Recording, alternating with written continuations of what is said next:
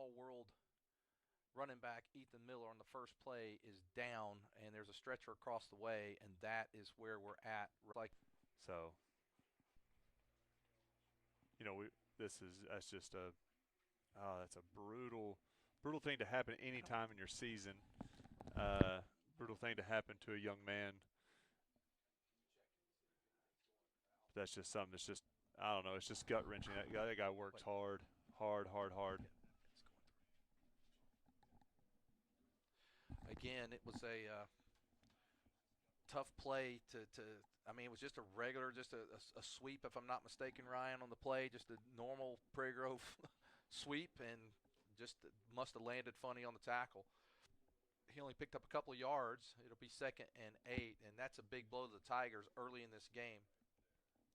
I mean, he is what the offense kind of revolves around because not only does he get the ball and make the amazing plays on like it's a natural everyday thing for him, but we also use him as a decoy a lot to get a lot of the other guys open. So, he opens up the whole offense. I see Velasco going over and talking to him as they're getting ready to stretch him off. They got the air cast on him. Velasco, another team captain, a guy that they've probably been together since day one. And that's, again, a very tough blow for the Tigers.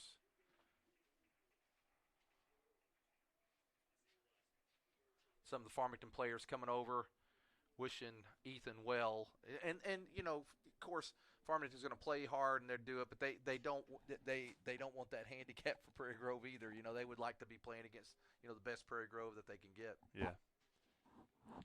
Again, if Oh you're just man. joining us, we're sorry for the delay. Uh, And we're lining up to play. He ain't even off the field yet. I don't know. and this is so eerie of just a couple of years ago, Ryan, when uh, your K boy Grant. Cade Grant, was hurt in one of the final games of the season and then unable to play in the playoffs. And A team that, had the talent to go all the way for sure. And then you lose him, and then you lose Foster Lehman. In that second round game, we're over in Riverview yeah, and Rivercrest. Rivercrest. Yeah. And you lose him right off the bat, and it's like your starting backfield's gone for the second round of the playoffs. That's a tough one to overcome. And Nice. So live now, we did it's just go ahead and complete a yeah, second down it was play. Wetzel. He picked up about 3, so it's going to bring up 3rd down and 5. This is definitely going to be 4-down territory for Prairie Grove. We, We had a great return by Connor Hubbs that set this all up. Farmington brings the heat. They're going to get Camden and for a they're going to drop. 5-yard Yeah, loss. and if I'm Prairie Grove here, I think I go ahead and I, I think I go ahead and I mean, we're a team that would punt from there and put it in the hands of your defense, but I agree with you. If you've got someone, like we've got Jace Edwards, we've got Matthew Velasco, like we're capable of throwing the ball. We've got some guys who can catch 10 yards right there. It's tough running to the side and getting a block. I mean, pulling guard is a tough job.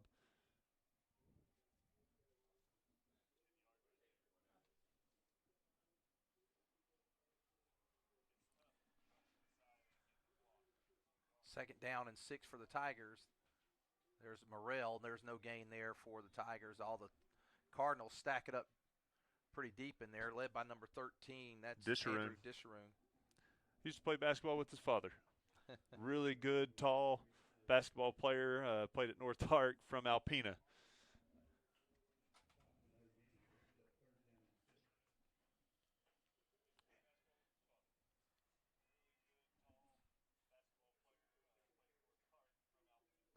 Jace Edwards will run out wide here. 3rd and long here for Prairie Grove. And they are waiting on that. I yesterday I had a chance, Ryan. I came over here helping out with some of the guys for their pregame show today, just over here a little bit, and I ran into the defensive coordinator, Coach Moreland, for Farmington, and he talked about defending the wing tee and all the various things that goes along with that.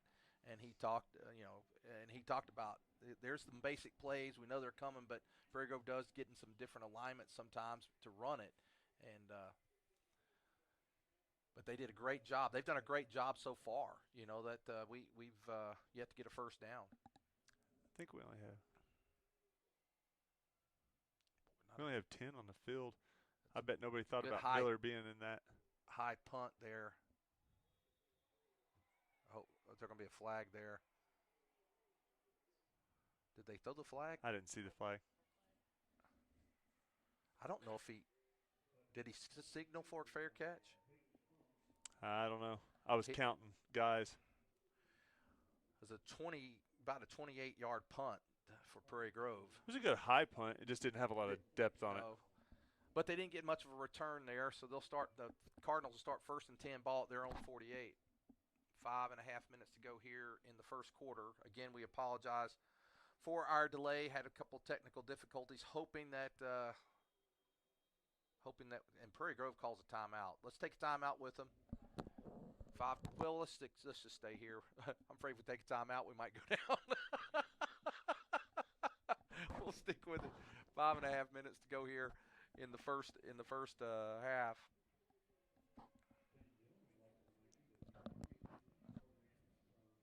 I was trying to see what we call the timeout for. I saw one of the defensive coaches kind of pointing to the other side, trying to let them know, to move over. And so I'd rather take the timeout there anyways. If you're not confident in what you got, take one right there. You usually lose it 1 or 2 in the first half anyways. So it's different playing on a Saturday morning, Ryan. It's it almost in Farmington's nice stadium almost has that college atmosphere to it, for a Saturday morning. This is definitely like a JUCO school right here. I mean, if you go to Tech, you're going to get something very similar to this. Pass complete. That is to DeVault. DeVault's going to be knocked down right about the first down marker. Let's see where they spot. They're going to spot him about a yard short, so it'll be 2nd down and 1 for Farmington.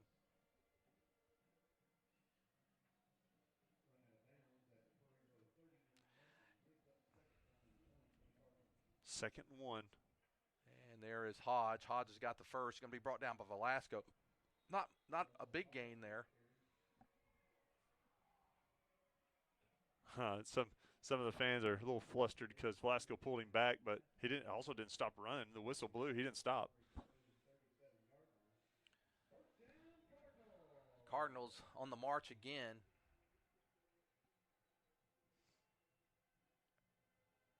Oh, there's a different movement there. We just took a safety and moved him into a lineman. And they're just doing this little bubble pass, Ryan. They're taking advantage. Didn't work that time, though. Bolin gets all the way out there from the defensive end. Makes the tackle. That was on number 33. That's Peyton Funk on the reception. He picked up 4 yards, though, Ryan. He's the one that scored earlier. They'll run trips this time, 81, 33, and 17. We'll counter with Dickinson, Patterson, and Edwards. And there's Hodge. He's going to pick up about 4 more, so it'll be 3rd and 2. Ryan, just for those that are joining, in case I know that there was technical difficulties and things going on, but well, it's too fast. I'll do it next time we get a little bit more of a break. I'll kind of explain what's happened up to this point. Wide open, and did he get it? He caught it, but there's a flag. I think there's going to be a hold on Prairie Grove, I think they saw we didn't have enough defensive players over there, and we added a guy to the box. Well, then Patterson comes over late and didn't cover the receiver, and when he did kind of get in the passing lane, it was a little short there. He's got to cover that receiver as the safety. I don't know. Looks like Farmington's backing up. Well, we got a heck of a break. Well, right there. I think that was a run play. And when we substituted in the extra lineman, that's when Farmington, I think their quarterbacks allowed that audible of, hey, I'll throw that ball real quick. Patterson came over, so he threw it over the top. It made it last that much longer so that one of those linemen thought they were run blocking. Just a little RPO action. So it's 3rd down and let's call it 3rd and 7. They'll go twins that far side, covering up a tight end. Single on this side. Funk by himself on Edwards. You got to like that matchup with Funk. Oh, and he's looking, got it, complete. That is, uh, Number 7. they've got 2 sevens on here too. Is it Ralston or Gordon? I'm going to go with the wide receiver. I'm going to go with Gordon. So Hubbs Yeah, is there. there you Hubbs go. is a hair late. Yeah. So Hubbs has got to, good job making the tackle, but he's got to get there a little earlier. And Farmington's just really going to the air here. And there's Hodge. Hodge. He's inside the 10, down to the 7. Good first down run for Farmington there. Just kind of as we spread out to cover all the receivers, running up the middle. And there is the give, and that's going to put him in. Well, he's in the. They're going to be a horse collar, but he's going to go in anyway. So Hodge gives Farmington a 13-0 lead with that touchdown run. That's going to be a horse collar, I believe, Ryan. It looked like it. Jace was able to get a hold of him, but drag him down, but not until after he got into the end zone.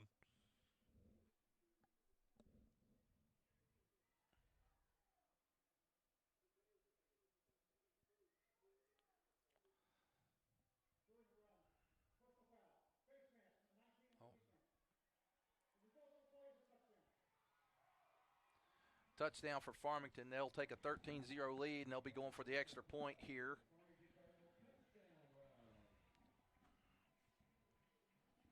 So, Ryan, Prairie Grove, you can almost – I know that, Miller's – That's your dude, though. he's your guy. I mean, I know he doesn't – he's not the one that could stop Farmington on his own, but you can kind of see how the – When you have a home run hitter like that, though, the guy that we count on, again, and the whole offense kind of operates around it. The line is the one who's doing all the blocking, don't get me wrong. Yeah. But that only gets you 5 to 10 yards. He's the one that takes it the next 60. And so when you don't have that home run hit ability, you feel like, it messes with you a little bit. We have guys that can do. I mean, Wetzel's just as fast. We've seen Hubbs take one to the house. Yeah. Edwards has taken one to the house before. You and I have talked about this, and I know some of our folks that are watching today, and we've got former players and stuff, but I've said I think Miller is as good as any back we've had at Prairie Grove. I would say so, too. I mean, I say there's a class up there of 5 to 10 that you can go through the years and, different conferences, different skill sets. We've had some bowling balls. We've had some guys that can catch and run. Ryan, the guys that we've played this year, the level of competition this year been stiff. Has been much better than the competition we've played over the last Right. That's what I'm saying. Years. You look at all the comparisons, and that puts him up there, up way in the top. And he hasn't just done it this year. He's done it every year. And now here comes Hubbs. Can Hubbs get another break? Boy, they got him pursued this time, and they're going to get him back inside the 20. The wall just never quite set up that time for Hubbs. So let's go through here real quick as Prairie Grove gets ready to come out. One is the game started. Farmington received. They brought the ball back, I believe, to their 31. The first play they got to their 41, and then they had a 59-yard pass. Prairie Grove had a couple of chances to tackle. I believe it was that was Funk. And Funk went into the end zone, scored, and took the lead. Then Prairie Grove got the ball. Nice return by Hubbs to the 40-yard line of Farmington on the first play. Ethan Miller goes down. He's out for the game, probably out for the season. And Prairie Grove's not been able to get anything really going on offense. There's Merrill and Rhett with a nice run, gets up close to about the 26-yard line. One thing, we have been practicing this because Miller's kind of been dealing with a shoulder issue a little bit. We've been practicing Rhett at fullback and Wetzel at halfback a little bit more than normal, just in case we needed to rest Miller at some point if game gets out of hand or whatever, or the shoulder just can't sustain. Now, Miller, in his defense, he wasn't going to set out the last two games. I'm going to make a comment here from a comment here in our chat here in just a moment. Well, he got 9 yards, so that's a good play. And now Patterson looking deep. He's got it. He's got it. That's Velasco. Can he stay on his feet? Go, Velasco. Still on his feet. Finally brought down inside the 20, down to the 18-yard line. Nice job, Velasco. Man, he made that play. He was backpedaling. The ball was underthrown a little bit. You watch the replay here, and the ball was underthrown a little bit, but Velasco, he backpedals, reaches back, kind of grabs it from the guy, and great job by Velasco. Well, he did a nice job, and Velasco gets down inside the Farmington. And we're going to need to match them points right now, Ryan. I mean, we can't, we can't not get points this time down. We got to get something now. Wetzel goes up to the up back. Here comes Hubs. Hubs still on his feet. He's going to stay forward, and that's a good run of about 6 yards. I want to say something. We have, I've got our chat. Normally, I'd always have our chat open. I do today. And King Bowser, and I think he may be the same guy on Fearless Friday, St. Max. He's a fan and a dad of another team. He says Miller's as good as it gets anywhere, and he's right. He is. I know Coach Conaway over there at Shiloh made the same comments that, but you know what? He's down, but now this is where your team has to get some resilience. They have to come back, and we got good guys like you mentioned. Rhett Merrill is a solid fullback. He is. Wetzel's a great running back.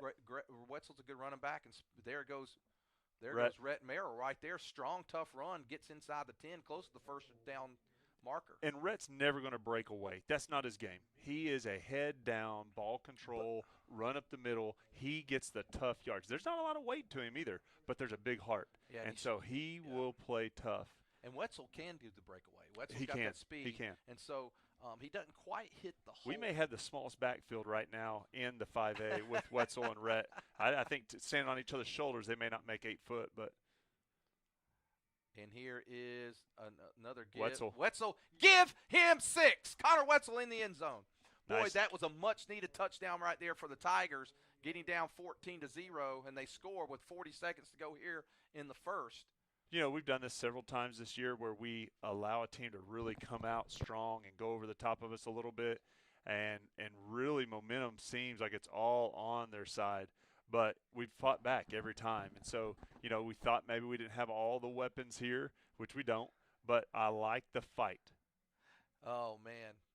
2-point conversion. Patterson's going to go to pass. He's got pressure. Well, you know what? That was a good job by Patterson to get it away. Look for Velasco, unable to complete it.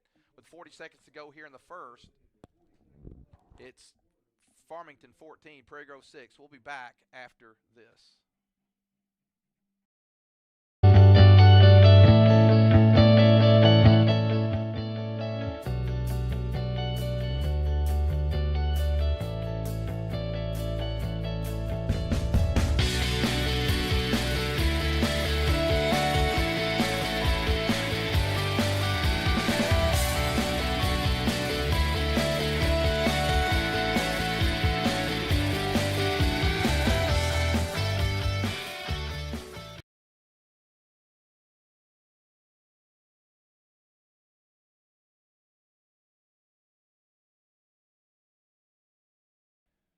Okay, we're back as Prairie Grove gets ready to kick.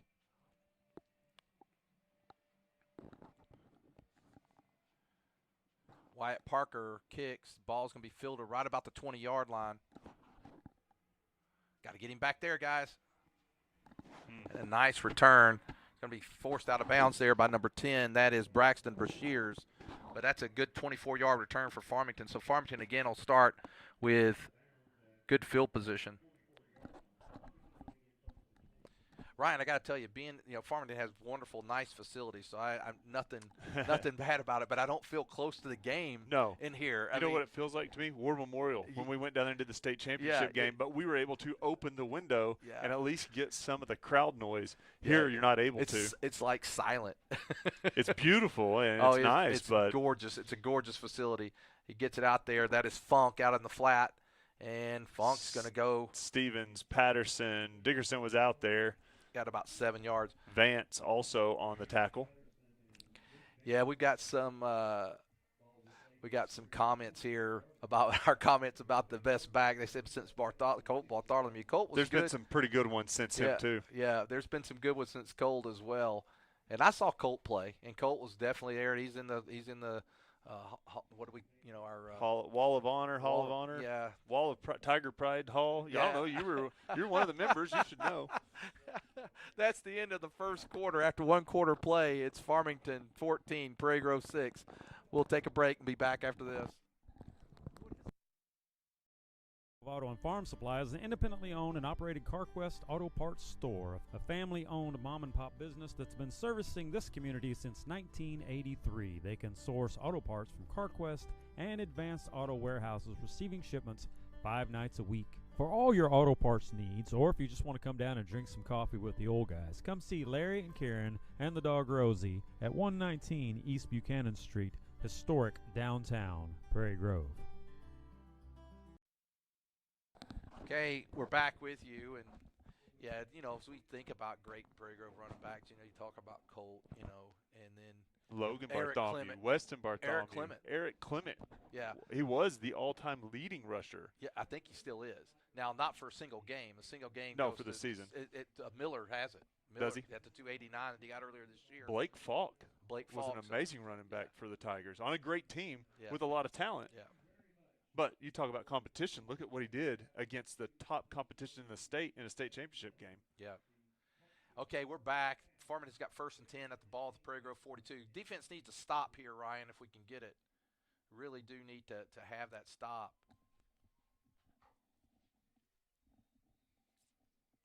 And Farmington, they've got they may have had some movement there, but I guess nice job by the receiver there to make. That's 17. We're going to get him down, Briars. That's DeVault. DeVault, man, that was a sweet move. It was. They're going to pick up about 5 there, 4 on the play. Could have been about a 2-yard gain. It could have been. We had guys in position, but the receiver just made an amazing stop on a dime cut. In Farmington's offense, they do a good job of spreading you out, hitting on the outside, and then they'll just beat you up with Hodges on the inside. They moved. Yeah. Now, sometimes if you move forward, and I might be wrong about this, Ryan, if you move forward in there and you get them a jump off sides, they can call that against the defense. But if you notice, we're shifting back and sideways. Yeah, you can't incite the snap or whatever, so you can't be verbal, I don't think, and you can't be jumping forward from the defensive line. Now, linebacker can, because you can show blitz. There it is. And boy, oh, my. Oh, they there get it is. They got it. They got it.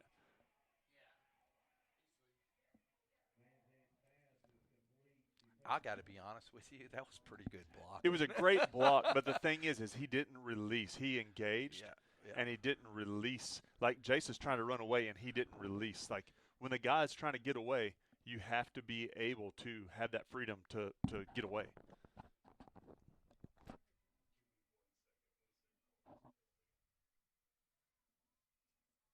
Here we go with the white hat.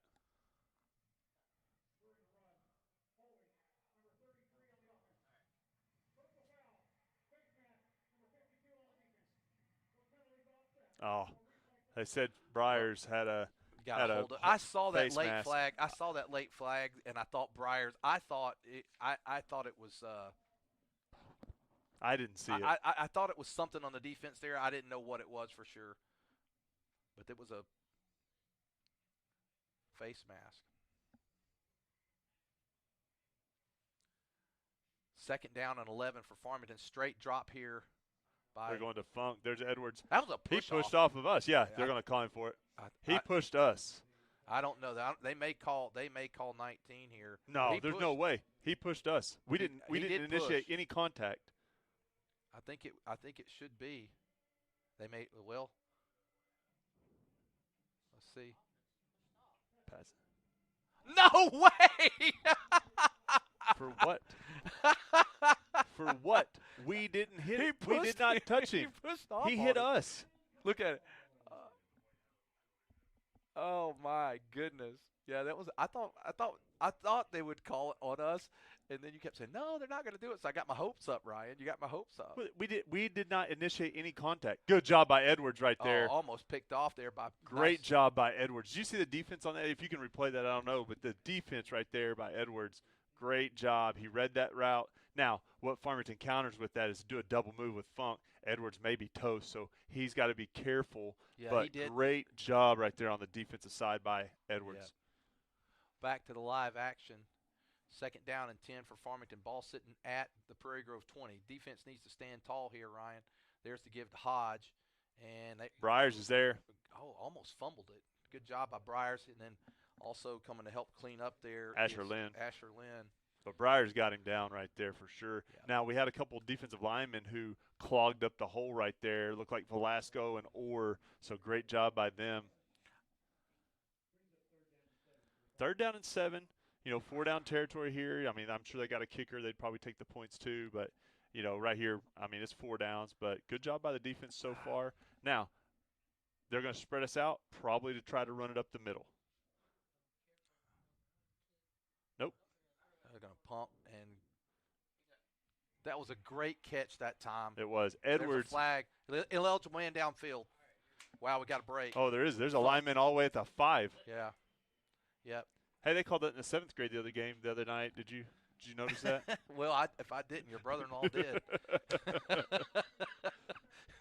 I'll tell you, he was. I heard you laughing up there. I got to tell you, I did the PA for that game, and that is the first PA I've done in about a decade. I actually went back. I keep a daily journal. I went back and looked, and it was longer than that. It was actually 2010, I think, the last time I did a PA. So, been a long time. 3rd down. Well, that should be. Is it 3rd? Oh, come on, get up here, and make a tackle. Yeah, it's 3rd down because it was 3rd down. Good job by Edwards on the tackle that time. You know what though, Ryan? They're going to get a 1st down here. That's a play right there. They didn't run the ball. I mean, they ran the ball. It was a chance to stop them, and they're going to get 1st and goal. Man, they get a big run that time. That was our chance to stop them, and now it's Hodge again, and they're really coming to this right side. He's going to get in the end zone, touchdown, Farmington. They're really hitting us our right side here, Ryan. They get in. They're hitting the edges really well, but I mean that's a tough place to defend when you spread us out wide too. So I mean it is what it is. I mean they're just doing a great job.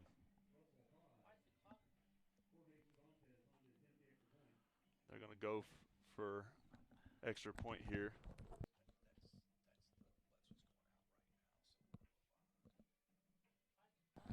Extra point up, and it's good with 9:23 to go here in the first half. Farmington 21, Prairie Grove 6. We'll be back after this. Divers LLC is a local family business serving your disposal needs since 2010. We are licensed haulers providing 15-yard dumpsters with prompt and friendly service.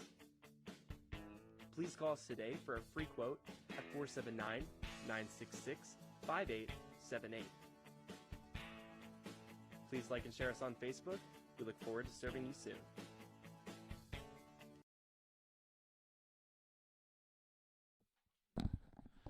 Okay, we're back with you as Farmington gets ready to kick.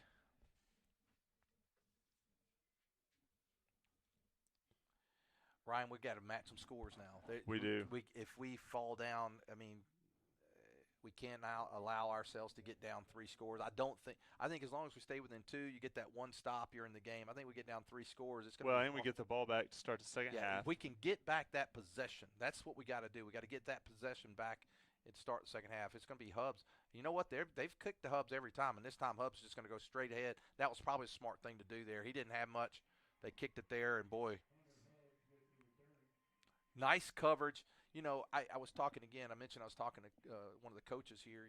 Well, I actually got a chance to talk to Coach Eldridge a little bit yesterday as well while I was over here at Farmington. And one of the things that they really focus on. Name dropping. Oh, well, hey, I talked to Sammy. I mean, Coach Pittman to you. I talked to him yesterday as well. I would be jealous of that one. Just got off the phone this morning with Nikki. I mean, Coach Saban. Nikki. I don't know if I've ever heard him called that. He's got a big game today. You better let him focus. First down for Prairie Grove, and Rhett Merrill nowhere on that play. Wow. Farmington is – I mean, they stacked him up right off the bat. Your boy Nikki's fighting to stay in the SEC championship game so he can get into the playoffs. Oh, man. What Prairie Grove really needs, it's 84 yards between them and Pay Dirt. They've got it. They need a big play. They got the big play with Velasco last time. I would like to see us throw every once in a while on first down because Farmington's really putting a lot of pressure on first down. Well, they're going to make – I mean, they're – I like the quick throw, the tight end dump, the slants. There's one right there. There goes Velasco. Break that tackle, and Velasco gets that first down up to the 33. And if you look, Ryan, in that setup that time, Farmington doesn't have anybody deeper than about 7 yards. No, that's what I'm saying. They're putting everybody in the box, and they're saying, we are bringing the pressure. You have to throw over the top of us because we're not going to let you run because we know you're a run team. And so those little dink and dunks, that should be the running game here for a minute until we can get them to open up that defense a little bit. Look at watch them when they line up. Look, Yeah. their closest guy is they're 6-7 yards away from the ball. And now Camden goes straight back, and there he goes to Velasco again. And Velasco has been He's the target. He's a lot like, we got big SEC games on today. We can talk about it a little bit. Georgia has some great tight ends. Oh, I my mean, goodness. that Bowers is like a beast. And I'm not saying Velasco, No. but for us, but you know what? for the 5A, yeah, name a tight end that's got as many catches and yards and has done what he's done. Yeah, because no one uses tight ends anymore right. for one. But he's definitely been. He's the our go-to target. receiver for sure. And he gets about 7 yards on that play, and now it's Hubs. Come on, Hubs, get upfield. Hubs breaks it. Go, Connor. Go, Connor. There he goes. It's a 20 foot race. Give him 6. There we go. Wow, what a big play there for Prairie Grove. Nice. 58-yard run. You see the kick-out block by Orr right there, too. Just follow Mount Orr right there. Man, and I'll tell you, that was an incredible play there. And there it is on the replay. As you said, great kick-out block. Hubs goes into the end zone. It's a touchdown. And Prairie Grove now going for 2. Now, this is an important two-point conversion because we don't get it. We're still down 2 scores. Right. So important to get this one here. Vance is going to break out wide. We're going to go in a 2 set, so we're going to have Hubs out there. I can see him going in motion. They're going to come after Patterson.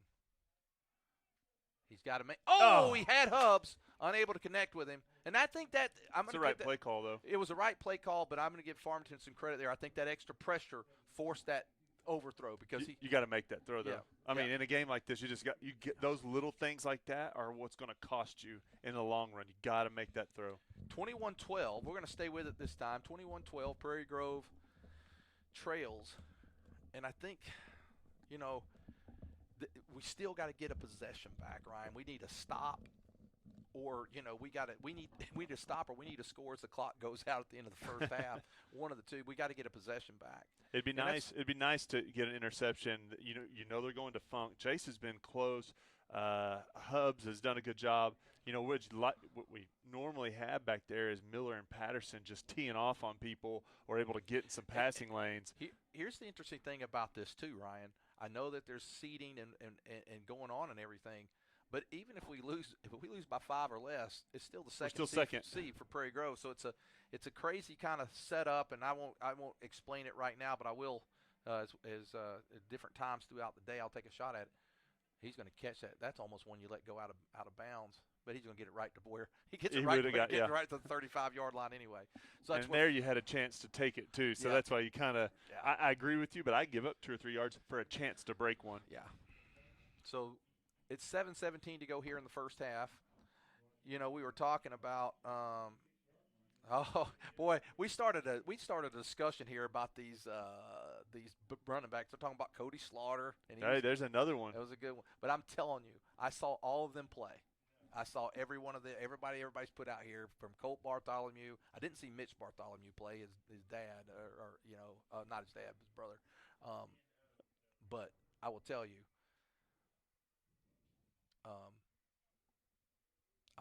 that I would put Ethan Miller against any of them. He's that good. He is good. And there's Hodge. Speaking of good running backs, Hodge has been a good job for them today. And the thing with Miller, a lot of those guys had the toughness. And a couple of them had some of that breakaway speed, but might have been a little fragile. And then so you look, who's had the toughness, the breakaway speed, the competition, you put all that together. Edwards, luckily they moved, but Edwards was trying to tell Patterson, we have a guy uncovered here. And it's 17. I said Colt's brother, that's his uncle. Yeah. There's so many of them. There is. You look at all these guys. Look at, half of the greats. They have that name. And really, you look at some of the other lineages that we talk about, like with the Orrs. I mean, that's all part of the same tree somewhere. They went right there. And what that does, Ryan, and that was a block in the back. They didn't call it. Here's the thing with that, Ryan. When you leave that guy that open, and you're trying to make a single tackle there with a guy with athleticism of DeVault, That's asking a lot of a guy to get when he's got that much space. Now, if you're right there on him, you can make that tackle, but he's got a lot of space to work with. But from a safety 10 yards deep, you got a lot of room to run. It's third down. We had no. They could throw this all over us sometimes. Fumble. There's the extra. There's the extra one right there. We got it. And man, they're fighting for it down is that there. Edwards that knocked that out? What? How did we not get that? I will tell you this. I would love to see the replay, but do we have the replay on that? No replay there. I will tell you. Well, we can see it from here. He just got it back. He got it back from Merrill. Merrill had it. I'm gonna ask Rhett if he's been working out or not, because that's embarrassing. He should have had that. What Rhett tried to do is Rhett tried to pick it up rather than fall on it. Gotcha. I saw him. He went to pick it up, and then Hodge just reached back and got it. Boy, that would have been the break we needed. And there's Hodge again. And look they are working this side, Ryan. But that time we Stevens did a good job, and Briers, but Orr and Rhett all there that time for the tackle. Still 4-yard gain. Boy, we need a stop here, Ryan. Turnover would have been big. We needed it. And now they're going to go, and they wide open. Oh, he's gone. Oh, he fell on his own. He's looking for a place to run. Well, Edwards did a good job of not overcommitting there after the catch. And Funk, boy, I think Funk was looking for a move, and it just kind of fell on his own feet. Cardinals are at the Prairie Grove 14 now, so. Now this is a throwing down right here. They like to get it into the end zone right here. You get a whole lot closer there. There it is right there. Orr was right there. And that's number 23, Burfitt. Edwards, Byers, and Lynn on the tackle that time. So it's first and goal at the Prairie Grove 2. They're going to bring in the meat now. Even number 0's coming in. He's a defensive lineman, senior. I tell you what, he's coming in for a running back. They may not, but the way they've been running over here, and they're just doing a straight snap here. The Garden Hire, well, Prairie Grove's fighting. They didn't get it. End zone. Nice job. There's Moss and Orr and Velasco. Well, no, that was Bolin. So we got some beef of our own is what they're trying to say. 4.5 minutes to go here in the first half. They're going to do it again. This time, man, we stack him. Wow! Got him again. Great job. Orr and Moss right there just making a huge pile. They're diving in. I mean, you can see they're picking Orr up off the ground right now. He just roots submarines right there and makes a pile, and that's getting the linebackers able to get up there. They're going to do it again.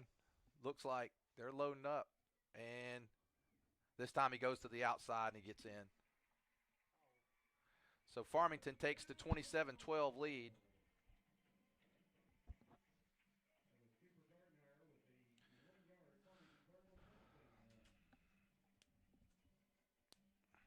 Well, 4:20 to go here, first half. Farmington with a 2-score lead.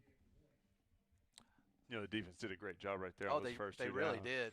And then what it looked like on that last one is that Farmington was able to push us inside a little bit as we submarined, and he ran outside. And that extra point, no good. No good. That's a big. That could help us get back in the deal. Prairie Grove. That was kind of. I don't know if it was a bad snap or if he just caught that one wrong, but it didn't look good off his toe to begin with. We'll take a quick break. We'll be back. Cardinals lead the Tigers 27-12. Zing Broadband is a proud sponsor of area schools and is excited to offer incredible fast internet speeds. Our students can focus on what really matters, knowing that Zing Broadband can keep up with them. We recognize the hard work and dedication of our students and athletes, and we've built a network to deliver their demand. Zing Broadband proudly serves our local communities and supports all their endeavors.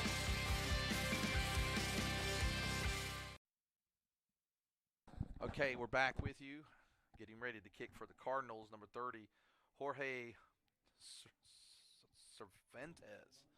I just heard the PA guy say it. He knows these Farmington names. Cervantes. Edwards and Hubbs will be back deep for us. And they haven't had no problem kicking to Hubbs today.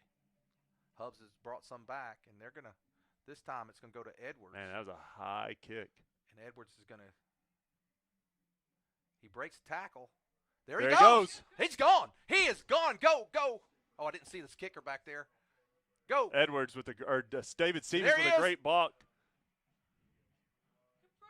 And he did the right thing. Smart move by Edwards. I don't know if you saw that, Ryan. As soon as he saw, okay, I'm not going to be able to outrun these guys, he tucks the ball in to save it, not lose that, and he gets it down to the 16-yard line. You know, and I've got him in class. I wouldn't say he's the smartest kid I've ever had, but that was really, really smart. Nah, Come on, Ryan. I love giving him a hard time, but he is. He's got the speed and the moves. He's a sophomore, but he's played all year. Oh my goodness. Well, that's going to negate that long run right there. There's a hold. Oh, and that's way back here, too. I didn't see it, but that doesn't mean it didn't happen. Great block. David Stevens was running down the field. He gets a block on the kicker. Oh, gosh. Man, that worked out so beautifully for us. Man, that's a tough break. That's going to back us up to the 12. Man, we went from their 12 to our 12. About an 80-yard difference there, Ryan. Now, I never saw that flag either and all of that. I guess I was so excited I just never saw it. But, again, I like throwing on first down. I don't know. Now, if they change their defense, that'd be something else. But our right guard wasn't even in the huddle. We didn't even know it. And we went where he was. You got to break the huddle with him, I bet, is what they're going to say. Illegal substitution. That's going to back us up a little How more. does the right guard not know he's in? Well, I was going to say we scored, but we didn't score. He should have known to be in. Come on, man. Come on, man. It's the last game of the year. Pay attention. Tough break. Tough break. Good night. Now we got 93 yards to go. Now, the one thing is, the only bright spot about that is if we can score, we'll hopefully chew up the clock, right? And go in at half. But what we can't do is give them good field position with a couple minutes left. Because their aerial attack has been very powerful today. We'll go Twins to this side. Quick pitch. That's Hubs. Hubs is going to get the first, or he's going to be close to the first down. So that's a good first down play. That's probably one of the first times I've ever seen us line the wing back up outside of a split end. And that's something, just another little wrinkle. Farmington's pointing around thinking what's going on. And it's all on this wide side of the field.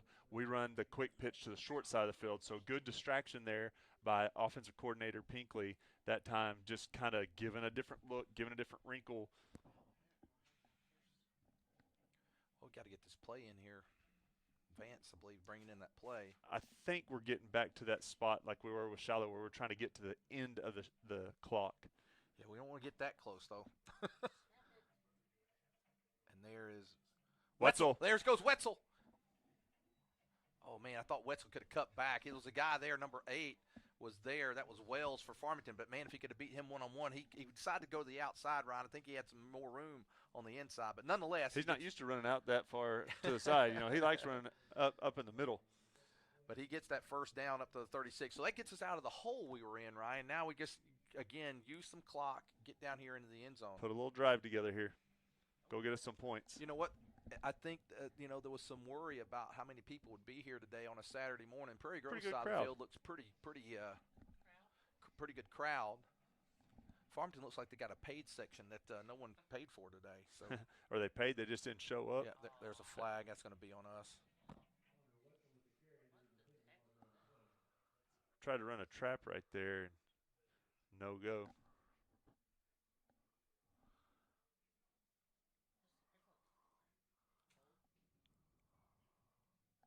He's getting ready to walk it against us.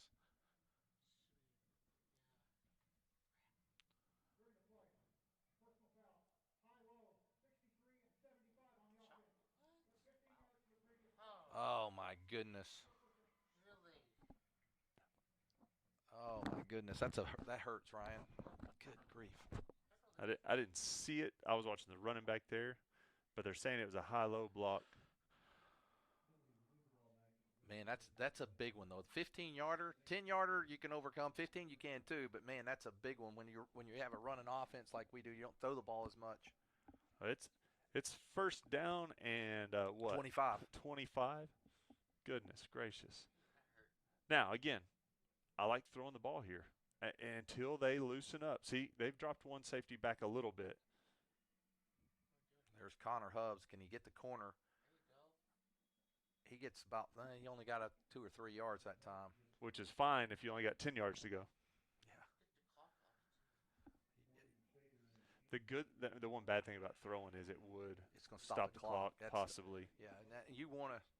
I just know how hard they're playing and how tight they're playing. You know, they're packing in that box.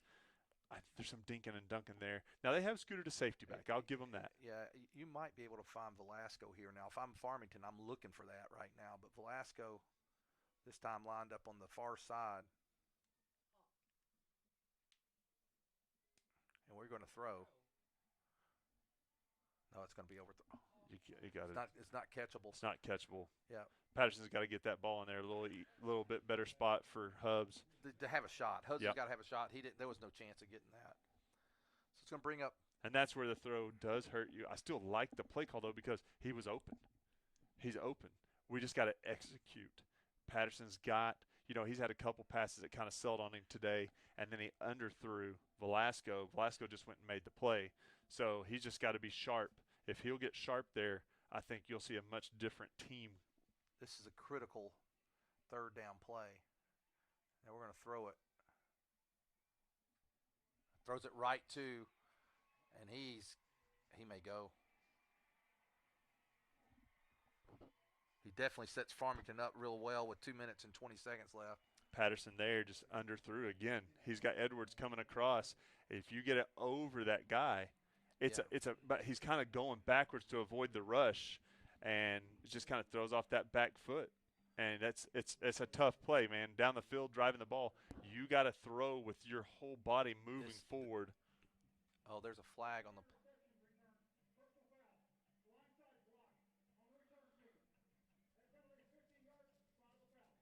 I didn't see it. They're saying it was a blindside block. If it's a spot of the foul, depends on where that is. Well, that moves it back to the 31. But man, still great field position. Still great field position with 2:22. They got plenty of time. We got to have some kind of stop here, Ryan, in some way. We got to keep them out of the end zone, and we're giving them a lot of cushion over here. Oh yeah, tons. But we move a lot too. And so, we'll scoot up like Hubbs is up there right now, but he'll back up. Well, Dickerson now comes out. That's a tough matchup for Dickerson. He's fast, but he's a run stopper. And now Hodge on the carry, and we're going to get him. He gets about 3 yards. Rhett and Briers on the tackle.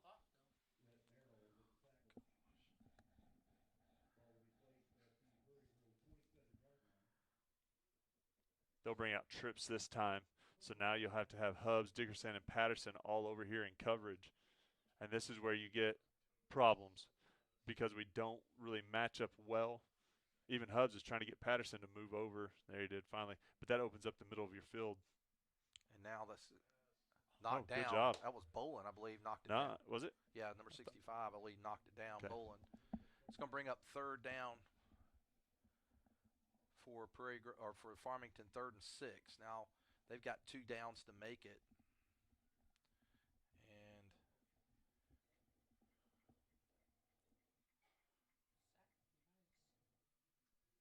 no, it wasn't Bolin. It was Stevens. I thought it was Stevens. Yeah. Bolin was coming from the other Bolin's side. for the ball, yep. So 3rd and 6. Boy, again, they got a lot of cushion. And he goes. Oh, incomplete. Good RPO action. Oh, no, we're going to get a late hit on the quarterback.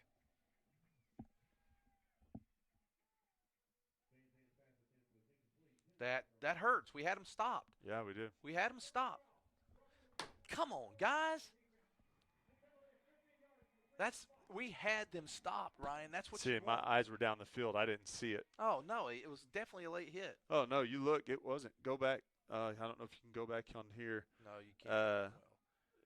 Man, he threw that ball, and we hit him about the same time. See, he releases now and hit now. But he hit him high. He hit him high, but that's pretty close.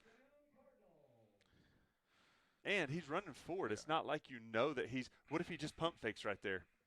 That's very common to do. I don't like that at all. Even a homer call, I just don't like that. Let them play. Good job by the Tigers that time on defense. Gave him about 4 yards. Farmington's got all 3 timeouts.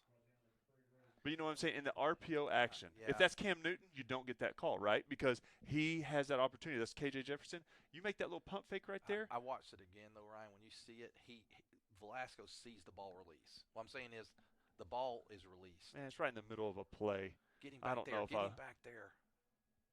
As a football player, you can't always see everything, and that's so easy for some kind of pump fake or something to happen.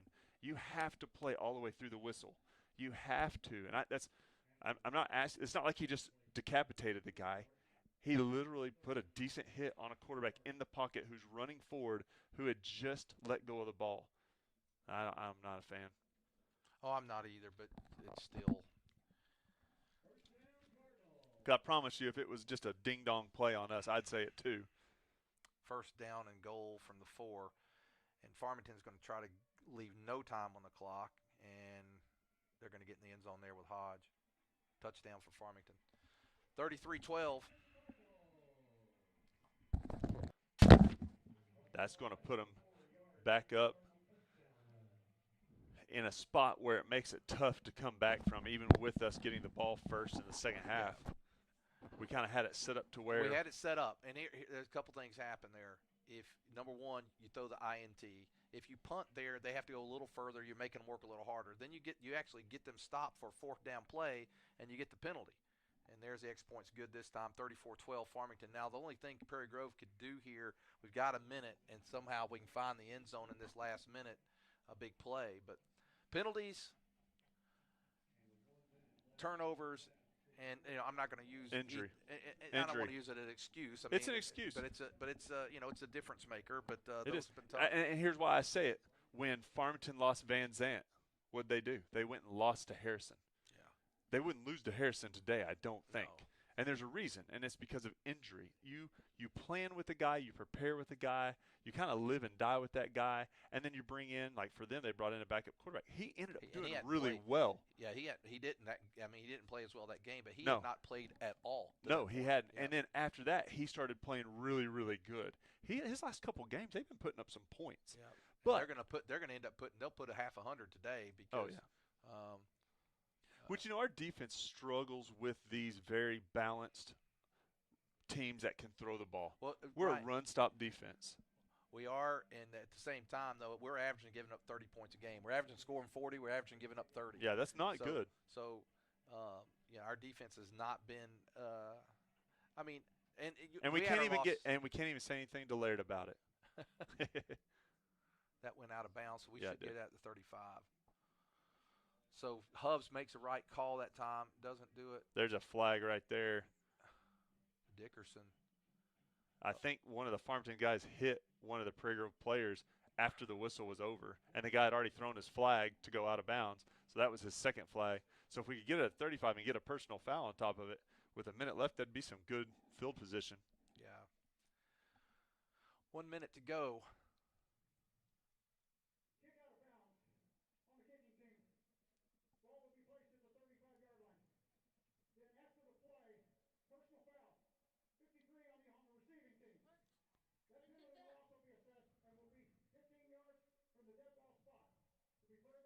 It was 57. It's 57 is Dickerson. I thought the guy hit Dickerson.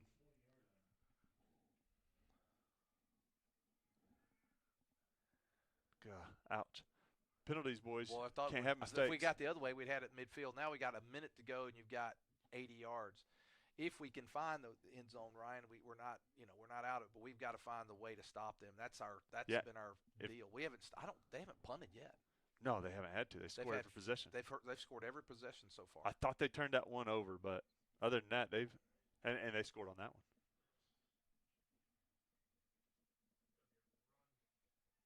Hubs gets a couple.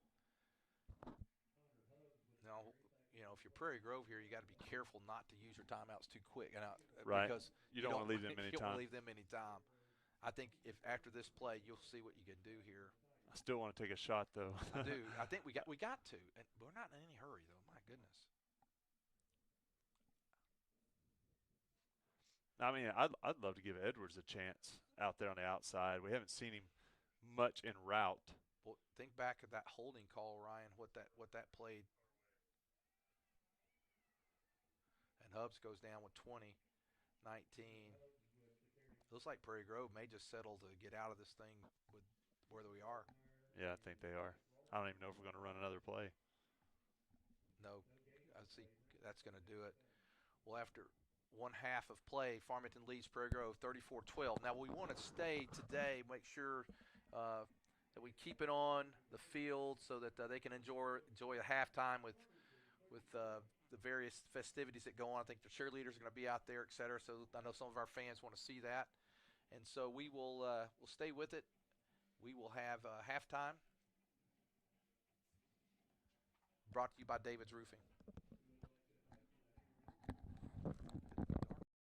Auto and Farm Supply is an independently owned and operated CarQuest Auto Parts store, a family-owned mom-and-pop business that's been servicing this community since 1983. They can source auto parts from CarQuest and Advanced Auto Warehouses, receiving shipments 5 nights a week. For all your auto parts needs, or if you just want to come down and drink some coffee with the old guys, come see Larry and Karen and the dog Rosie at 119 East Buchanan Street, historic downtown Prairie Grove.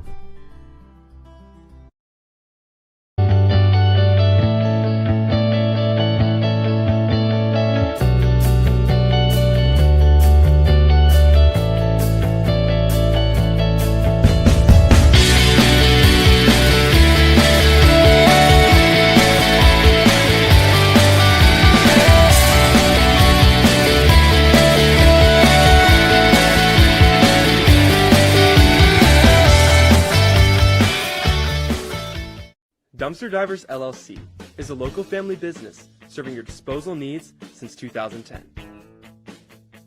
We are licensed haulers providing 15-yard dumpsters with prompt and friendly service. Please call us today for a free quote at 479-966-5878. Please like and share us on Facebook. We look forward to serving you soon. Hi, my name's Jackson, and my family owns Faithful Auto in Farmington, and we love Jesus. Being upfront and honest are part of our core values. You can come see us for your complete auto care. We offer computer diagnostics, brake work, air conditioning service and repair, front end and oil changes. By the way, our computer system uploads your maintenance records to Carfax, so you can take super good care of your car. Have you been in a fender bender? Let us do your collision repair. We're open Monday through Friday, 8 to 5, so call for an appointment. We're proud to support the Prairie Grove Tigers. Go Tigers! Harton Furniture is conveniently located on Highway 62 between Prairie Grove and Farmington. Terry Harton carries staple brands such as Mayo, Best Chair, Ashley, Restonic, and Vaughn Bassett. Terry has over 20 years of experience in the furniture business, and he works hard to keep a well-stocked inventory, but has many more options available through custom orders. So come by and see Terry Harton at Harton's Furniture for all your furniture needs. He'll treat you right.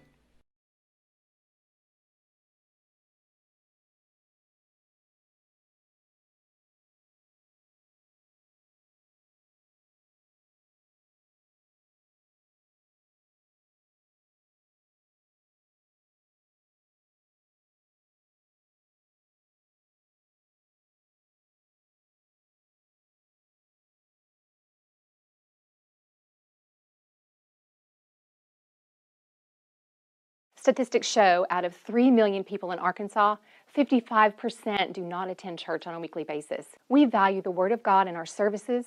We strive to present it in a practical and engaging way. This is a place where you can belong even before you believe. We will accept you as you are, but we will give you the practical steps to encourage and develop you on your pathway to Christ. We are here for you every step of the way. We'll save a seat for you.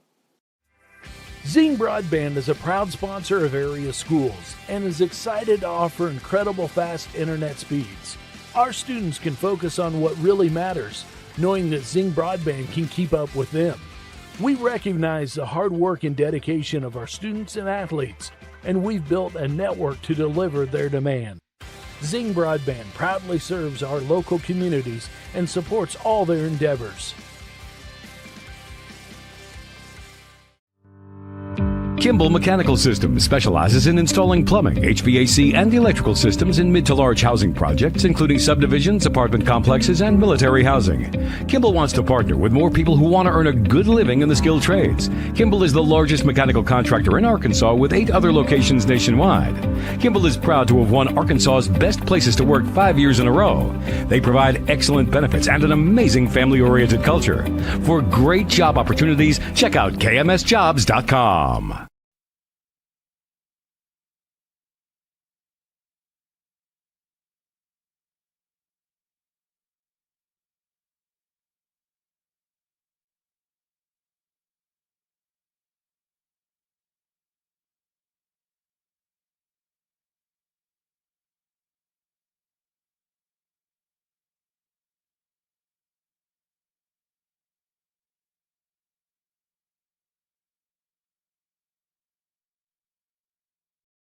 Auto and Farm Supply is an independently owned and operated CarQuest auto parts store, a family-owned mom-and-pop business that's been servicing this community since 1983. They can source auto parts from CarQuest and Advanced Auto Warehouses, receiving shipments 5 nights a week. For all your auto parts needs, or if you just want to come down and drink some coffee with the old guys, come see Larry and Karen and the dog Rosie at 119 East Buchanan Street, historic downtown Prairie Grove.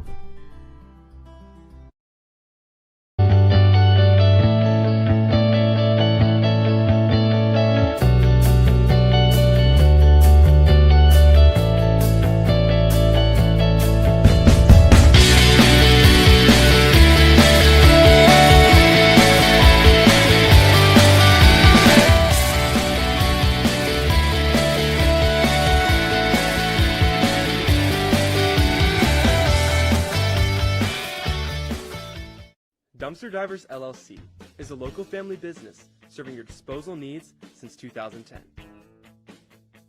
We are licensed haulers providing 15-yard dumpsters with prompt and friendly service.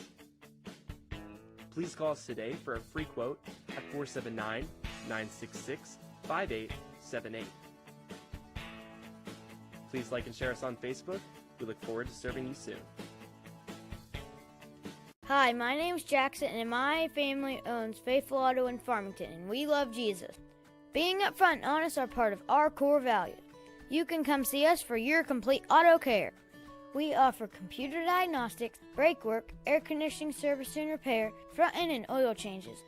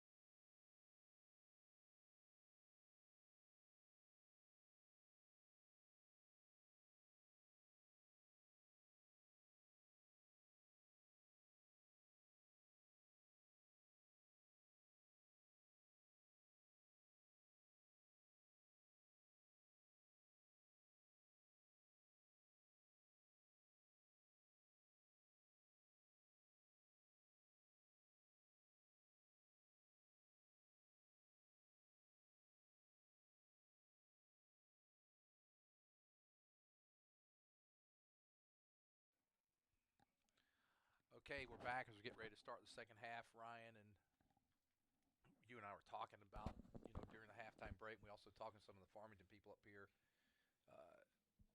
and Prairie Grove. We were saying, Miller does make a huge difference, and I don't want.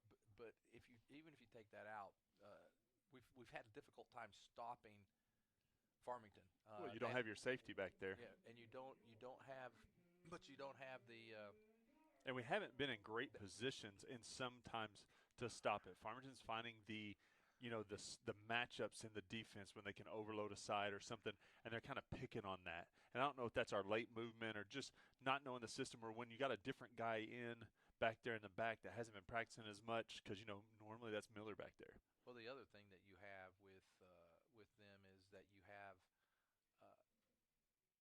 they have had great field position all day. Farmington has had. I don't think they've had a bad field position. I think the worst was the opening kickoff where they got at their own 31. And so with that 31, then they scored 2 plays later. And besides that, they've had great field position all day. Prairie Grove, on the flip side, we started inside our 20 a couple times. And that's and again, we talked about this last week with Shiloh. The kicking game can never be underestimated. Yeah. Last week, you got to win all 3 phases of football. You got all 3 phases of the game. And the special teams kicking game, if you think about it, last week, Shiloh, kickoff return for a touchdown, 2 onside kicks. That's 21 points. Today, it's not been so much that's happened, although we did have a kickoff return, then we had a penalty on it. We've had 2 great kickoff returns today. And just one got the penalty. Yeah, one got the penalty, and then the other part of that is that, but to their credit, most of the kickoffs we've got it inside our 20, and they've tackled us either inside the 20 or around the 20-yard line.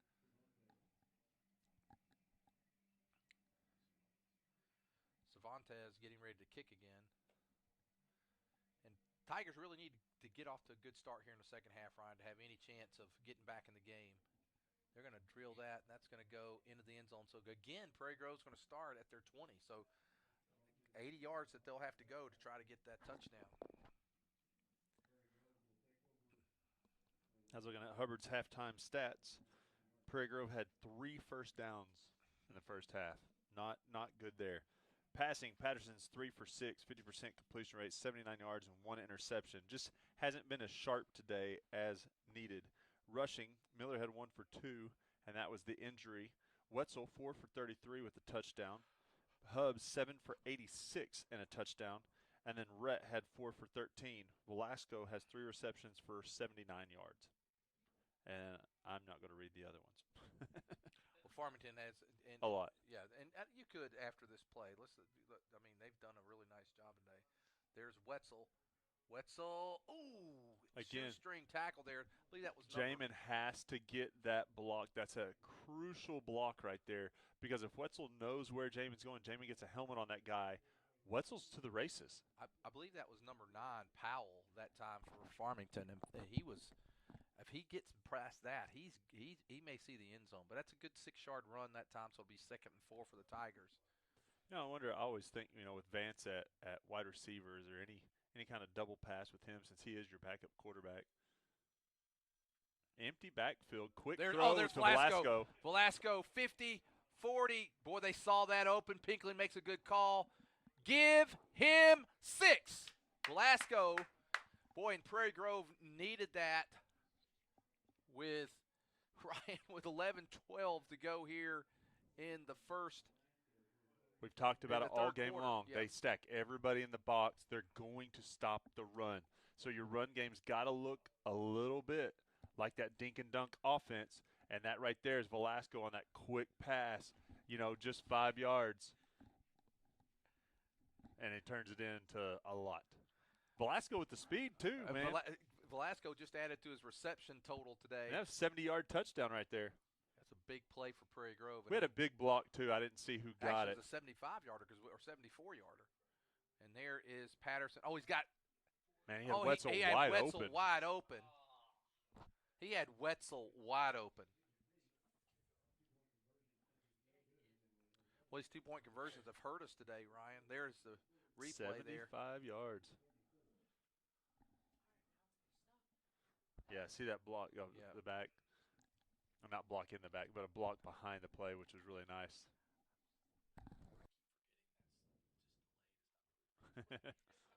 It's a replay for me. We got a monitor right here of the live stream, yeah, but it's a little bit delayed in our backup here. Yeah, we're next year I'm gonna get me a monitor. yeah. Boy, the 2-point conversions have hurt us today, Ryan. We've gotten none of them so far, and we're down 16. So now this is a big opportunity because if Prairie Grove could get a stop here, Ryan, and score, they could get back in this thing. Well, and if not, you at least make it fun for the second half. Short, squibby kick to the 30. And again, they're going to get – oh, good night. Oh, we had a guy hit him, but he stays up. That's number 2. You know what I really like about that return from that number, let's say number 2 there? Ward with the tackle. We don't even have a number 2 on our roster here for them, so I'm not sure what his name is. But what I liked what he did, you know, a lot of guys always try to string it out, and what he was doing there is as he was coming out, he was stringing it out, and then he stopped. And he said, you know what, I'm not going to do it. And he cut up. He got about 5 yards out of that. All right, let's see if we can have an answer here on defense. See if we made any kind of adjustments at all here. And man, they got that guy again. He's got a lot of space. Out late comes Asher Lynn, but then they put Funk out there too. Oh, man, Jason. Or Hubbs was right there, Hubbs just missed him. Missed the tackle. Dickerson and Rhett don't miss the tackle though. He'll gain 2, so that's a good play on first down for the defense. You know, you hold them under 3 to 4 yards, which is always the goal, and it had a chance to lose yards on it. Yeah, Connor almost got him back there for a loss, but they're going to go stack twins to both sides.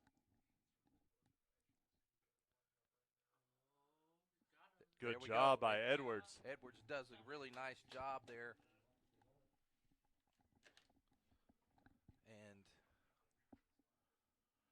so it's 3rd down and long. And this could be a very critical down here for Prairie Grove. And Edwards had looked to the other guys in the backfield and said, hey, I've got 2 guys over here by myself. Where are you at? You know what? And then he just went past that front guy and got the tackle. I said earlier that Farmington hadn't punted. They did punt one time earlier in the game today, didn't they? No, I don't remember. I thought they did early as well. well. They did one time because it went into the end zone. Yep. That's funny that you just thought of that. I thought of that because it was about right here on this part of the field. Well, if this could be a big stop, if Prairie Grove can do it. Oh, he's got a man open. Oh, he's can't stay with him that long. He's going all the way touchdown, Farmington. 57 yards. Had 3rd down and 10 there, Ryan, and a chance to stop him. And what happened there, we had pretty good coverage for a while, but he had too much time. Where? We had too much time. Oh. No, I mean, what I'm saying is. Okay, I'll watch the back end of the play. I didn't very good. And I know we don't have, I mean, we're watching the delay here on this, but if you look at, we have pretty good, we just don't, he has plenty of time. You can't guard somebody for that long. And the extra point getting ready. Cervantes with the extra point on the way. It's up, and it's. Our safety was about 10 yards from the line of scrimmage the whole play. As a safety, you can't let someone get behind you that much. If your safety, who is the guy that's supposed to be back deep, is 10 yards behind the guy when he makes the catch, he ain't doing his job. So that's what I know what you're saying. He had a long time in the initial part of the field. He did. But your safety cannot let someone that deep behind you running across the field. Now Prairie Grove, after getting a chance to stop them, Ryan had a really good shot to hold them on a 3rd and long. Because if you knock that pass down or they don't get it, they're probably going to punt, and you got a chance to pull in a score. Now you're back down essentially 3 scores, and with the way we've been doing our extra points, it could be 4.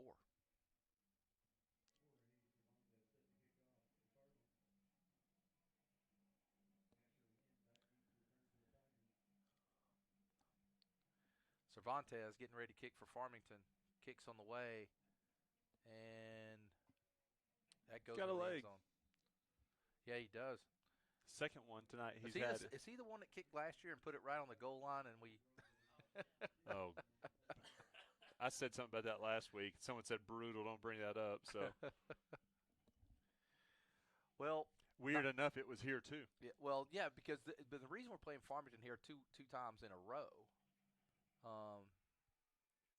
2 times in a row we had with the conference realignment, we ended up having to play here. Now Shiloh had to play us at our place 2 years in a row, so a little bit of a change of pace. Tigers again, 80 yards. Patterson avoids the rush. He needs to run it, and he gets out of bounds. Yeah, that's about all you could do there.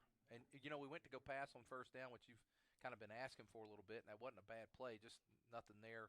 And they got good pressure. A lot of pressure, yeah. Lions got we're a running team, so to ask us to keep a clean pocket for a long time is probably not something that we're, as drilled on. But in that case, there's just a lot of people back there. He doesn't even have a chance to look downfield. You may have to. And Hubs this time, and Wetzel. There's Wetzel. He's going to get the first. Thank goodness. Good second down run there by Wetzel. Good blocking up front by the Tigers. That's a big first down because when you get that 2nd and 9, you don't get that. Right. You're in a, especially with us and the way our passing game's gone today. Other than the times we've been able to hit Velasco. I started to say we've got 3 receptions of Velasco that have been huge. 4 now. We're going to split our fullback out and go shotgun. We're going to give to Hubs. Hubs on the got sweep. a little room. There he goes. Hubs. See, I think that time Hubs misread his. Jamin did a good job that time getting his block outside, and Hubs tried to run outside at the same time. Hubs has got to have that Blake Falk move where you do cut up down the field. So it's a first down for the Tigers. The ball at the 41. So 2 straight plays with first downs. It's going to take a stop, Ryan. I mean, well, we got to score here too. I was say we need to score first. Yeah. Score, stop, score. Yeah. It's a ball game. We say that in basketball all the time, though. We moved early. It seemed like, but he was moving to the side. Look at quarterback sneak, and we're going to pick up 14 yards. 14 yards on it. Now, I think it was Ryder kind of carrying him. Yeah, it's not it was Velasco. Back in the day, that was you couldn't not, do that. That was Velasco that pulled it. Was it? Back in the day, that wasn't allowed, but now. Yeah, you can get behind him and push, but you're not supposed to pull him.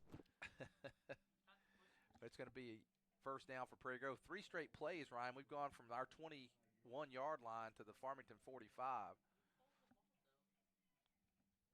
And the clock was stopped there. Man, you just see the clock jump. The clock just jumped like. Their clock just jumped like 12 seconds, Ryan. I did not see it. I did. That's the second time, too. Oh, Wetzel is alone. There he goes, Wetzel. Wetzel down inside the 20 to the 18-yard line. Watch their clock. Smith's in on the left tackle. Watch this. Okay, it stopped, and then it'll all of a sudden it'll just jump. This is the second time I've seen it. We went to 8-10 to 8-18. Yeah, I know. It's all over the place. It was at 8-11. Now it's back to 8-11. 8-18. 18. Huh. 8:50. It's 7:53. 7:53. Oh, well. Back to live action. Under center. We got motion by Hubs. We're going to give it to Wetzel. Wetzel down to about the 10. What's going on with the clock?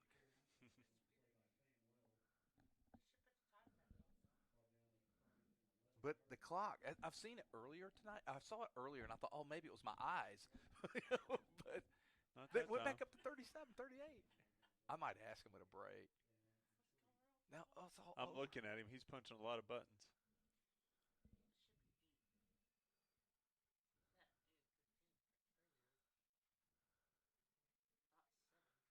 See, just skip to, man, it's all over the place.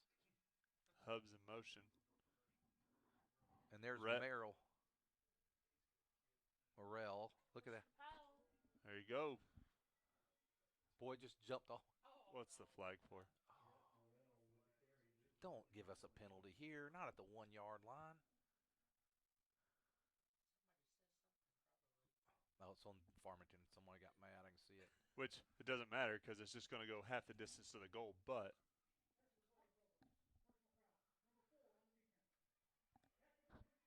half a distance. That's not a big penalty. That's a half-yard penalty, Yeah. Ryan. That's not that big of a deal.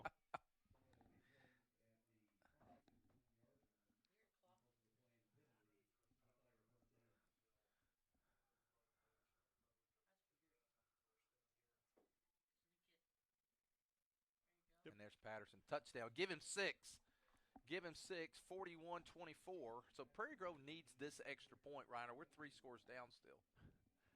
You would hope, with all the 2-point conversions we've tried, we'd get one eventually. This will be the 4th. This may, we've tried to pass on every one of them. It wouldn't surprise me if we may go to Wetzel on this because Wetzel's been able to get the 3 yards. They did that deal with Miller running the power. Heck, well, against give it to. Is there not a big guy who can run it? Put Orr back there. Put it in his hands. I think they're going to go to Wetzel here. It is to Wetzel. He's Wetzel got it. Giving the 2-point conversion. And with 6:45 to go here in the third quarter, it's Prairie Grove trailing the Cardinals 41-26. We'll be back after this.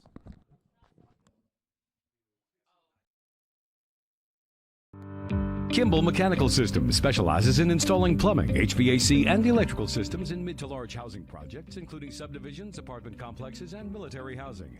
Kimball wants to partner with more people who want to earn a good living in the skilled trades. Kimball is the largest mechanical contractor in Arkansas with 8 other locations nationwide. Kimball is proud to have won Arkansas's Best Places to Work 5 years in a row. They provide excellent benefits and an amazing family-oriented culture. For great job opportunities, check out kmsjobs.com.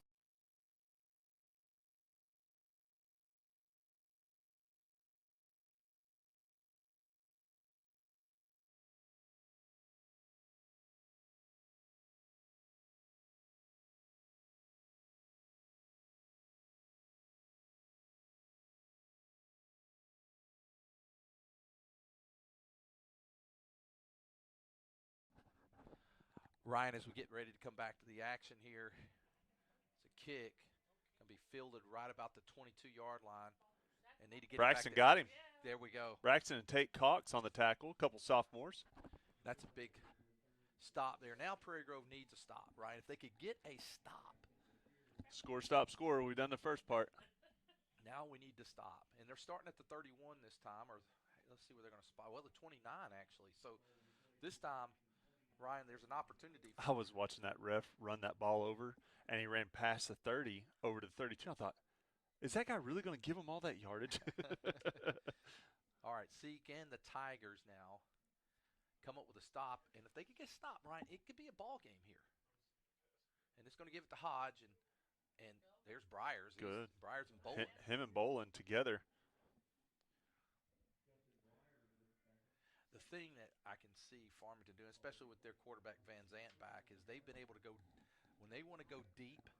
I don't know that they've missed a long pass. What I'm saying, when they've gone past 15 yards, they've completed every one of them. And their receivers have done a great job of, 1, going to the open spot, and 2, completing the catch. Yeah, there was a really great catch that they made earlier. So give Farmington credit for that. Boy, there's a mismatch down here. We've got Briers out here on the slot guy.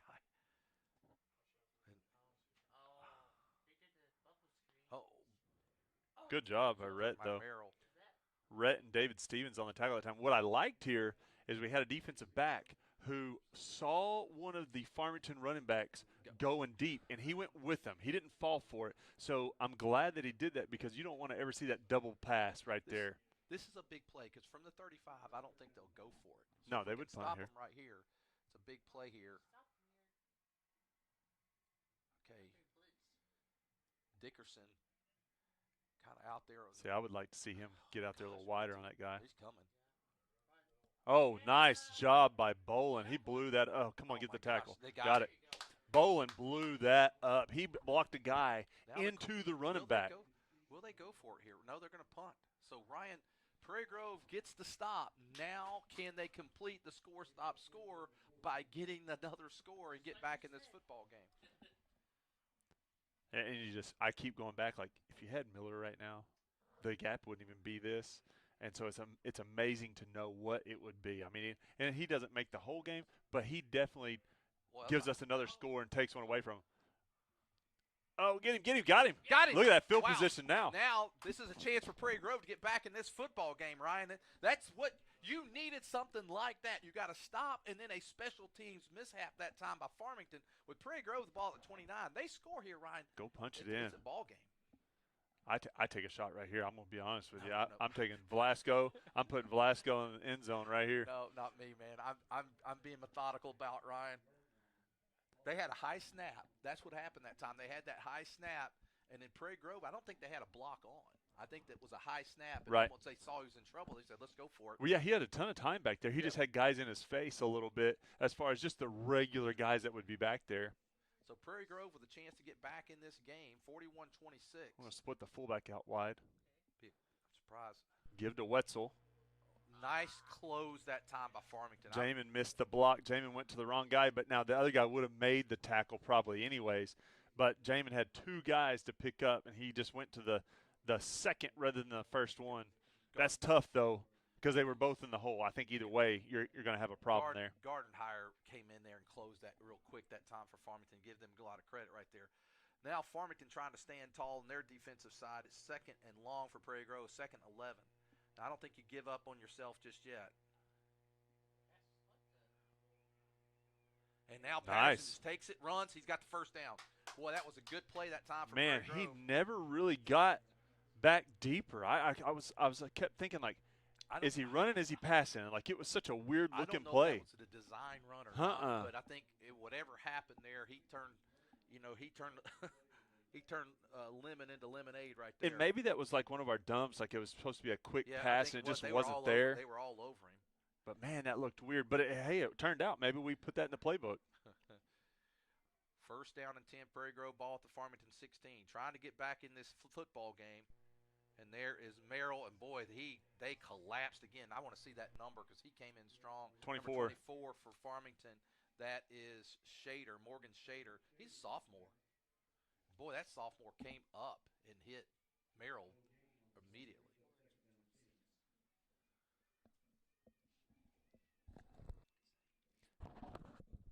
I think the score is 41-26. Yeah, 41-26. We just didn't put that last 2-point conversion on there. Someone made mention. 2nd and 10. And now Patterson rolling, looking. He's got Hubs. Give him 6, and we're back in this thing, Ryan. Yes. I've been wanting to pass to Hubs. I've said it a couple times. We've overthrown him a time or two, and so he's a guy with good hands. Him and Jace both need that chance to have the ball in their hands once or twice a game on a pass downfield. And here Hubs came in motion, and then just to look like an out, but he goes down the field, and that second move usually can get a guy open. It's bit us several times. Their first touchdown of the game was that second move with a running back. This is a big 2-point conversion. If we make it, we pull within 7. 41-32. And Merrill, back to Rhett. He got it. It's 41-34, Ryan, and just like that, with 3:42 to go here in the third, Prairie Grove's back in this game. Wow. Wow. With all the mistakes and with all the opportunities that we've missed out on, and we've given Farmington so much, and we've got it to a 7-point game.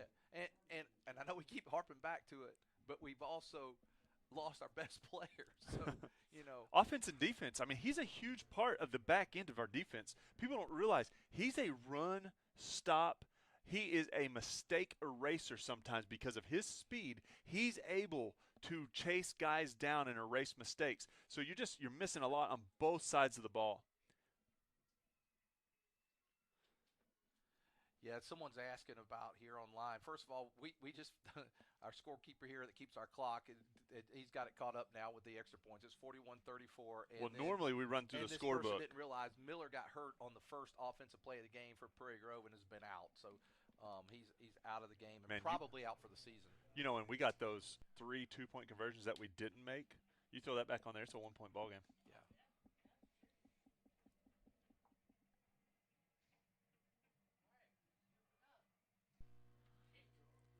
And that's a pretty good kick, and he bobbles it, and now need to get him back here. That's Cart. Cart's got him, and we Cale go. Bray. Ryan, and so we talked about in the first half how Farmington had great field position. The last 2 times we've kept them inside their 30. Last time at the 29, this time at 23. I'm going to brag on Cart a little bit there. I made fun of him last week because he fielded one on a kickoff, and I said, man, it looks like he hadn't done that all year. That time, it looked like he knew exactly what to do. Oh, and they got a hold. Oh, wow. Ryan, now Farmington, sometimes you get into a game where Farmington's like this. They feel like they've got control of the game. You get a little lax, and now all of a sudden they're on their heels a little bit, having that bigger lead at 41 to. What we got to do here is keep everything in front of us. Was it 41-12, Ryan, or? No, yes. No, we scored. It was it was 41-20. And there's Velasco, and he gets Hodge. And I'll be honest. I usually write all that down. I didn't. I didn't bring my pen today. I gave you my pen. No, you kept it. It's all right. I'm not going to say nothing. You did. Oh, You'll find it in a minute. I don't need it now. So I don't have it all written down, but I think it was right there at 41-12 or 41-18. We just need a cramp on Velasco. Oh man. Velasco's like, man, I'm tired of carrying this team. I'm cramping. No, he does great. Another one, both sides of the ball. Most of our guys have to play on both sides. Well, Ryan, here's the other thing about this game. You're trying to keep it within 7. Well, you're trying to keep it within. If it's below 6, we're still second place, right?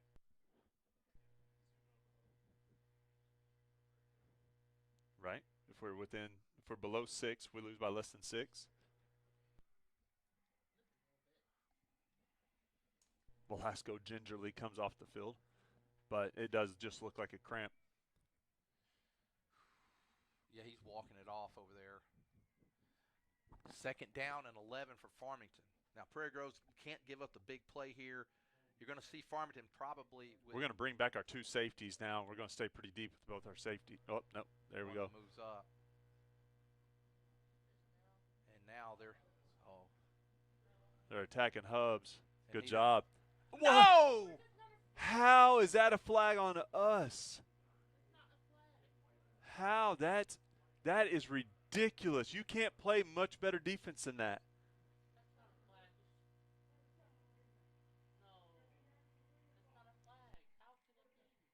Man, that was What do you want him to do? How do you play football when you can't even get close to the guy? The Farmington receiver puts his hand back and pushes on ours. We try to break his hand off of us. We get the flag. That is ridiculous. That's the second pass interference call tonight on Hubs. They got more yards right there than they should have. Yeah, but Hubs has done a great job of guarding one of their better receivers. So you notice we saw the replay in here again because of the delay. The Farmington guy initiates contact. Hub tries to break his hand off of him. There's Hodge. Hodge is going to be short, so it's going to bring up 3rd and a yard. It's a big 3rd down. If Prairie Grove could somehow hold him here, Ryan, and get that ball back. What you want here, though, Ryan, if we can anyway, they got a long way to go. You don't want to give up that big play, but if you can keep them from scoring this time, it's a game. It really is, and they can get a first down here as long as you don't give up a big play. And that's Funk, so that could end up being a big play. Brett gets out there and helps. There is a flag, though. Let's hope there's an illegal man downfield or a hold. That is in the place of a hold. Could be illegal. Hands to the head. Looks like it's going to be hands to the face. Maybe. Oh, yeah. No, illegal that's substitution or something there. Yep, okay. I saw him kept hitting his head, so I wasn't sure what he was doing. Man, that's a break. That's big. Man, we just had one-on-one coverage out there, Funk and Patterson, and it's a little bit of a mismatch. Patterson is a great athlete, but Funk is an amazing wide receiver. If you're Farmington, I will tell you this, Ryan. If you're Farmington, you're thinking, I'll say it after this play. They're giggling. I'm wondering where you're going here. Oh, yeah, I got something for it. Oh, he moved. He moved. Yep, we got it. Yep. Okay, so here's where I was going to go with that. If we talked about the second round of the playoffs, and I'm not saying you always got to get past the first round, but when you're looking at a path to see how far you can go, the number 2 seed probably gets the pleasure of playing Joe T. And the number 4 seed might get the pleasure of playing Camden Fairview. And I'm not saying both those teams are probably fine football teams. But Farmington's ideal thing is to beat us by less than 5. They Right. get the victory in the Battle of Highway 62, but then they get a worse seed. Get a worse seed, but a better matchup. Yeah. And now right across the middle. It's blocked and knocked down. Nice. I think that was Patterson. I think so, too. If you saw, we put Cart in at safety, and Patterson blitzed. That was different. I like that. That was a wrinkle we hadn't seen yet. Regardless of how this turns out here in the fourth quarter, because we're about to go to the fourth quarter here, regardless of how this turns out, Ryan, the one thing that you've got to be is the Prairie Grove did not lose their fight. Thank goodness, because, I mean, it got pretty ugly there for a minute. I'll let that – oh, my gosh, what a spiral. That thing He turned, couldn't see it. He couldn't see it, so he let it go. Did you see that spiral? Yes. That spiral turned. Yeah, in and the Asher air. looked up in there, and he couldn't see it, so he just ran off. But- Smart move on his play. Prairie Grove's going to have it at their own 38 with a chance to tie or take the lead here, Ryan. Whew. This is crazy. I mean, because like you said, we didn't give up fight because we did. It felt like with Miller going out and the way they started out. When it was 34-12 at halftime, and I'm sitting there thinking, at 34-12, and you just I just felt sick at halftime. I mean, sick not because of the score. I felt A lot of bad it's for Miller. A lot of it's for Miller. And for these guys who have fought all year long with Miller, that's one of their main guys. That's one of their teammates. Yeah. And you have to go to battle without him. That's rough. And now here's Hubbs. He's got a little room. Hubbs, get upfield, Connor. Oh, he's not going to get as much. He had an opportunity to get a little more. Oh. It looked a little off right there. Something almost like the block got there late or something. I don't know which guard it was, but I don't know. Something just looked a hair off.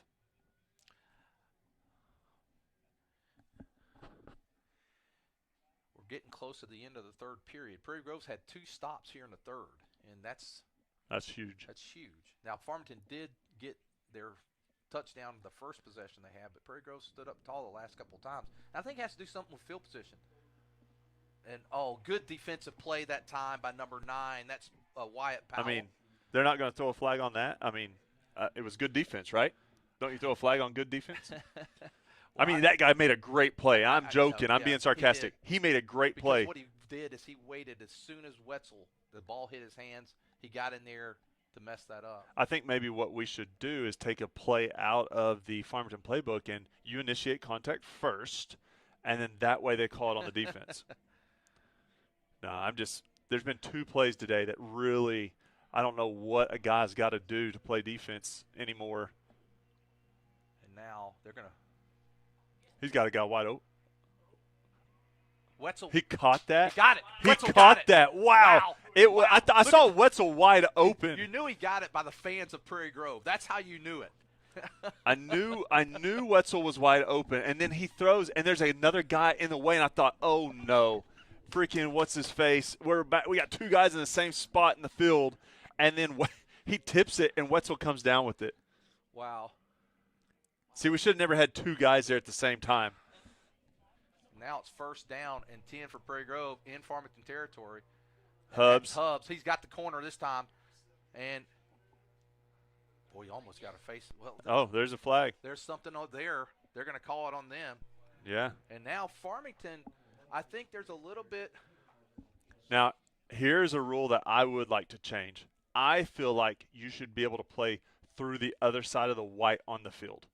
So I don't like this play right here. Oh, okay, never mind. It's a different play.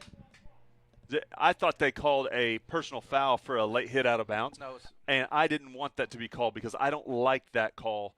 When you're fighting for every yard you can, you should be able to play to the other side of the line, I think.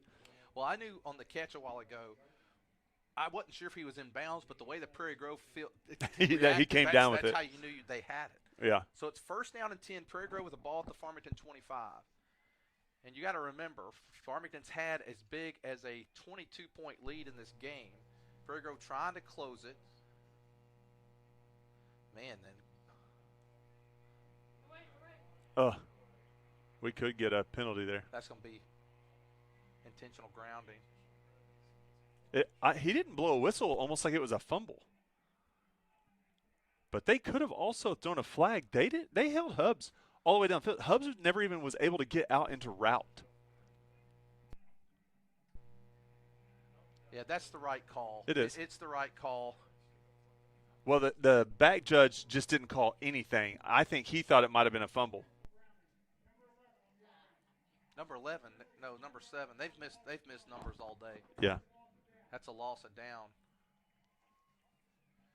That's 15 yards. But one thing we have a problem with is Hubbs was not allowed to get in his route at all. Wait, time out. Why did we lose 18 yards on that play? Is it the spot? Why is that 18-yard penalty? I get the intentional grounding.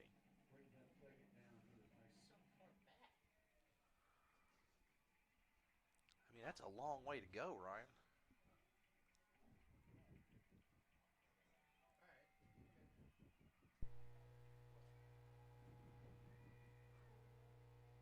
Velasco again. Just Velasco did everything right on that job. That ball was so underthrown. Velasco just stops and plays a basketball game and just jumps up and grabs it. I mean, that dude bails us out repeatedly. Hey, I know that we still got a lot to go. When we start talking about that David Rubin's play of the game, I think it might be an easy decision today, regardless of how this turns out. So it's third down. That was 2nd and 28. That was 2nd and 28. Now it's 3rd and about 2. 3 at the most. And there's Merrill. Ooh, boy, they got him. He didn't get a very good spot. I thought he got about a yard or two. Let's see where they're going to spot him. They didn't give him anything. Well, it's 4th down now, and Prairie Grove's got to go here. And that's the end of the 4th quarter, or the 3rd quarter. Going into the 4th quarter, Prairie Grove trails the Cardinals by 7. We'll be back for the 4th and final quarter after this. Drivers LLC is a local family business serving your disposal needs since 2010.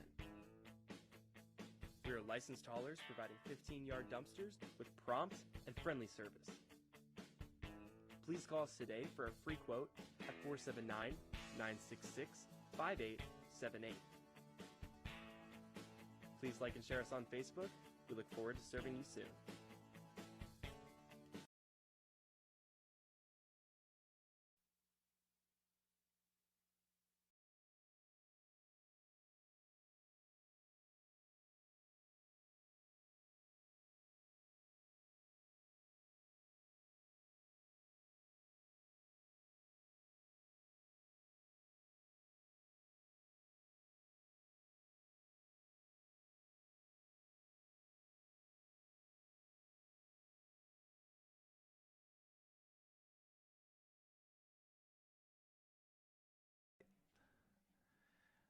It's 4th down for Prairie Grove. Ball is at the 17. They got about 2 yards to go here. Question is, what will Prairie Grove do here, Ryan, with 12 minutes to go in the game? Tigers trying to fight back into this thing. Let's see how Farmington lines up. You could quarterback sneak right here. I mean, he gained 10 yards on the last one. The problem is you expect it here up close. But I think I would go with Wetzel on the corner. They got 3 guys in the backfield. We moved.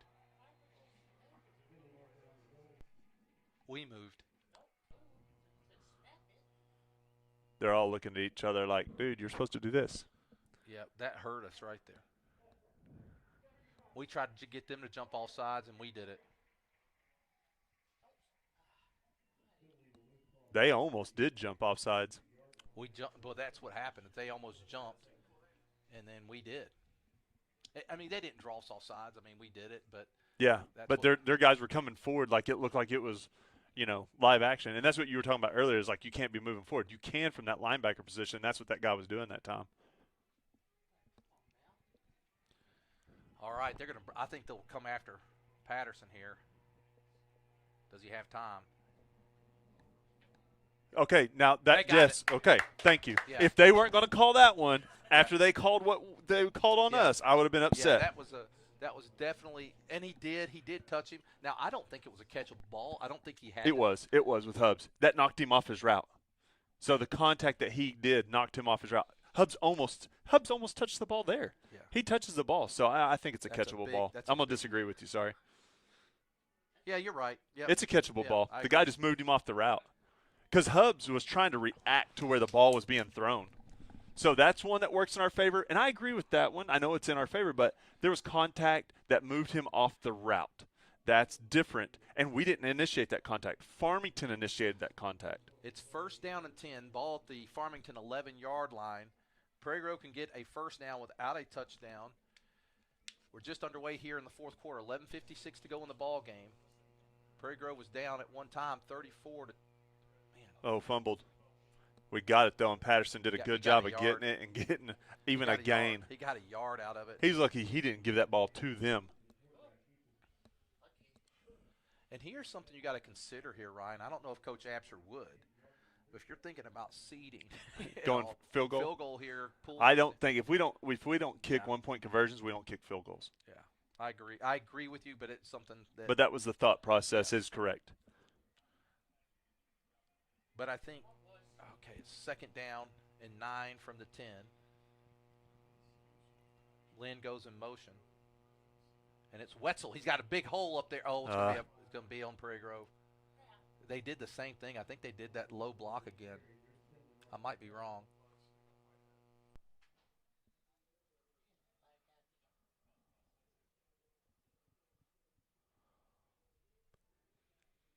Yeah, but it's going to be on Prairie Grove. It was a late flag, but it is one, and they're going to step it off.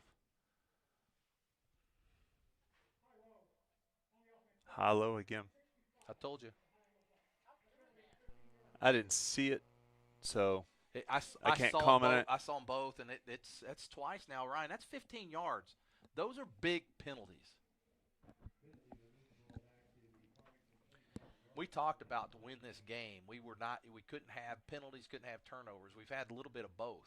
Now Farmington's had some as well, so I don't want to say it's a gift. This has been a pretty good match. Edwards will run the play in. Now we're definitely in. You're probably going to throw the ball 3 times here.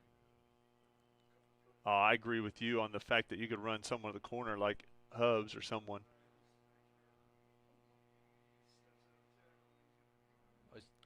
Oh, he had him. Had him open too. Oh, he got which hit late. Hubs. Oh well, I mean, hit late. I mean, we got one right after the guy let go of the ball. What's the difference? Yeah, no call. It's going to bring up third down and 24 from the 25-yard line. And on that, I'm not asking for both of them to be flags. I'm asking for both of them to be non-flags. Because when a quarterback's running, he could pump fake it and keep going. Well, that was actually he kind of fell. Right? Okay. I saw it play. He kind of fell. There was a guy there hit him, but it wasn't. He was kind of falling. It wasn't. Okay. Because I don't want the whole quarterback roughing the quarterback unless it's one of those just silly ones.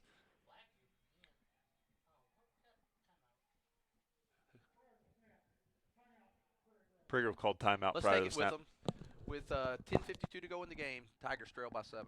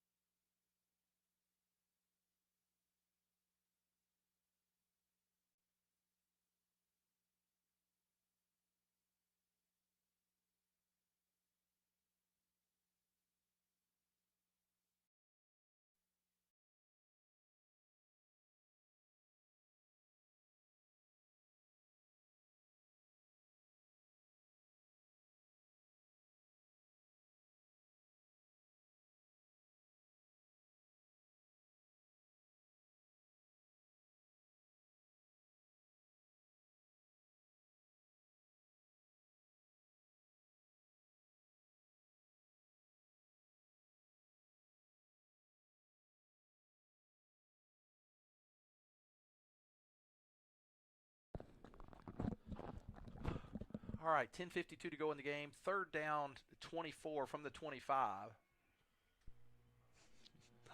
3rd and 24 from the 25. It's a weird. You don't get to say that very often. That's why I've No. said it twice now.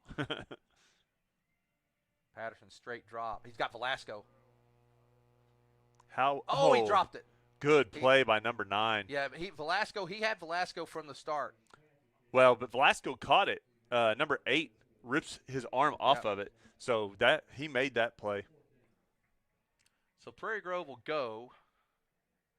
Boy, Velasco makes that catch, and it was a good defensive play that time. It was. That was number 8. That is Sam Wells. And that was the quarterback, wasn't it? The last couple of weeks or the most of the season since Van Zant's gone down? I think you're right. Maybe not, but who that other QB is. All right. Velasco was open. We got a lot of traffic there. He got it. Oh, no, he dropped it. He dropped it. He had it in his hands. And I think our own guy knocked it off of him. I do too. Oh, gosh, we had it. We're getting a lot of – this is the second time Wetzel and Velasco are ending up in the same spot at the same time. I mean, they had it. We had touchdown there, Ryan. Good. Really a good pass by Patterson, too. He put it about where only they were going to catch it. No, they did a good – that was their defensive guys, again, that knocked it. They did a good job. And I'll tell you something. You know, and that's not the end of the game. No. Don't feel terrible about that because we're still only down 7, and they've got the whole field to go. Here's the thing, though, Ryan, that I've seen is that they are definitely defensively from a back standpoint. I mean, their defensive backs. They've done a great job that as soon as our guy touches it, they're stripping it and they're doing it. And I think they do it better than some of the college games I've watched, to be honest with you. They've done a really – I give them and you watch with Nicky, so, I mean, I'm impressed. Yeah, well, they could do a lot better job, trust me. It's going to be a throw by Van Zant. Now, that one's pass interference. Yeah.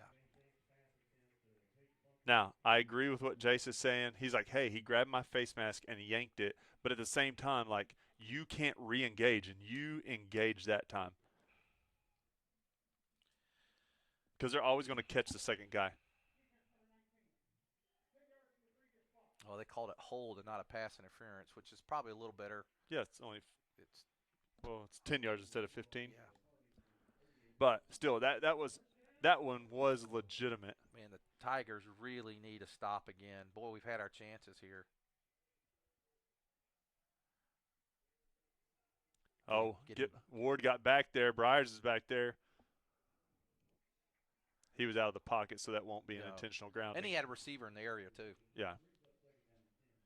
So 2nd down and 10 for Farmington. Great job by the coverage that time. We don't talk about it enough because we typically are saying, what happened to our coverage?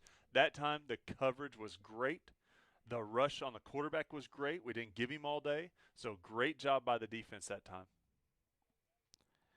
And now he's going to look. He throws. There's a flag in the middle of the field. Funk caught that, which is that crazy. Could be. Rip that ball out. That's good. There's a flag there. My guess it's going to be illegal or a hold. I'm thinking a man downfield or a hold, one or the other. That's what I'm thinking as well. And I see J.R. Eldridge barking at the official, so I'm thinking it's a man downfield. Like I said, they've had that happen several times today. Well, it's because it's an RPO. And so you have the ability to do either, and that quarterback's choosing at the line. That's why those passes have to be so fast. So when he elongates that time before he makes the pass, you give an opportunity for one of your linemen to get downfield, and it's happened to him. 2nd down and 15 for Farmington. Tigers trying to – Got him back there. Who That's is Velasco. That? Oh, the ball came out? No, he called it down. Yeah, and I think he was. Okay. It probably was. I just saw the ball bounce on the ground. Now here's a big 3rd down for the Cardinals.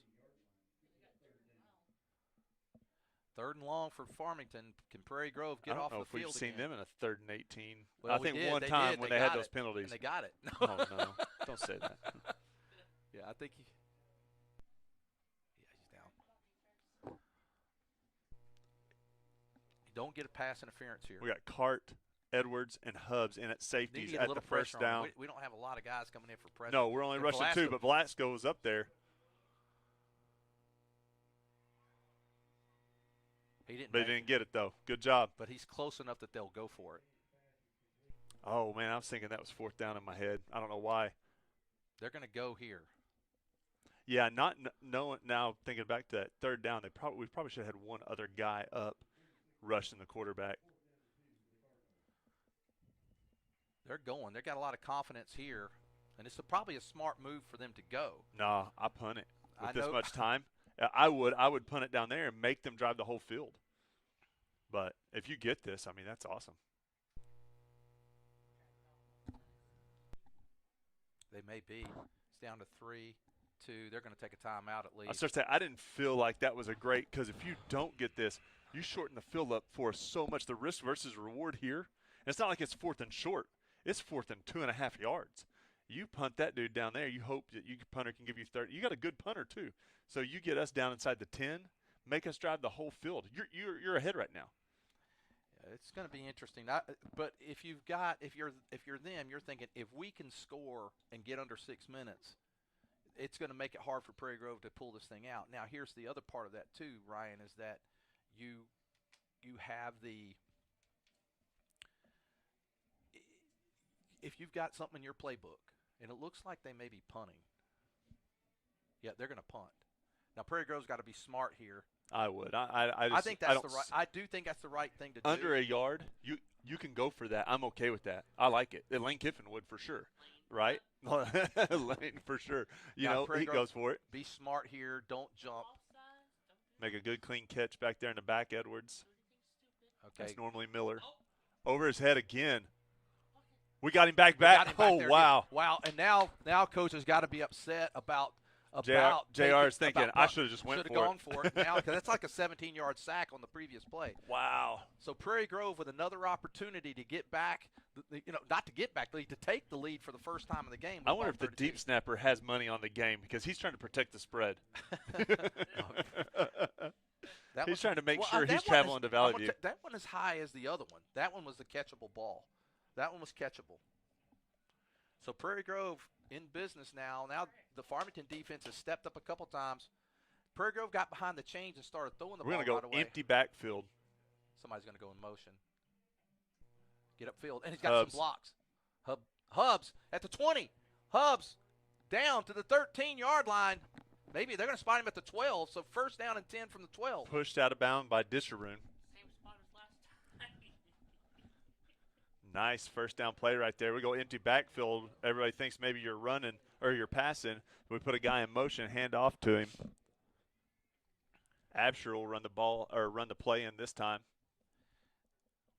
8:09 to go in the ball game. Man, right, it feels so different being in this. I feel like I'm not close to the game. I know. Here. They're going to go to Wetzel. Wetzel right up the middle. He's going to get maybe 2. And we love the facilities. Don't get me wrong, but I would love to have facilities like this, but I want one that at least can open up so I can be with my people. Although the other night, calling the junior high game, want some of that sound coming through the audio there, I can tell you. 2nd down and 8 from the 10. Chayton Smith's in at left tackle now. Lynn goes in motion. There's a quick pitch out to Hubs, cut up. Nice defensive play. Great job by Gardenhauer there. That was really a good job, and I like the play call there too. Actually, it was just a good defensive play that time. You know what we have ran before, and I'd like to see it again almost on that because people react to it so fast. That quick pitch pass. When you got a right-handed guy now, it's going to be harder with Hubs. He's left-handed. If you went to the left side, you could do the same. You couldn't do it. You could go to the left side and do the same thing. Yeah. But people react to our quick pitch so fast. Maybe that's what you should do. Maybe we should do it here. Although, they're going to be looking for Velasco here. Where is Velasco lining up? He's lining up at the tight end position, and Forrest pointing him out. Yep, they were threw an interception. Yep. That's 2 times in the red zone without a score right there. You almost pump that and throw it over the top. Well, they looked for it. They knew it was coming. That's what I'm saying. You pump it, let everybody react, and you throw it over the top. You knew if when you see it, there was 3 guys in the way. 4. I mean, I know we're on the delay here. Watch him. He's saying, watch him. And then they're just waiting for it. They're just sitting there. And it's triple coverage right there. Yeah. Patterson's got to know to pause for a second. He's smart enough to know when there's 3 guys in the way, you go over the top or you pump it and then throw it. One or the I other. want to credit our defense because we had a hard time. We talked about it at halftime. We had not stopped them really in the first half. We did once. Second half, we've done a good job. We've only given up 1 score, Yeah, right? 1 score was right at the beginning, and now there's a different quarterback in. That's Wells. And Wells is going to take it, keep it, and Morrell. Morrell.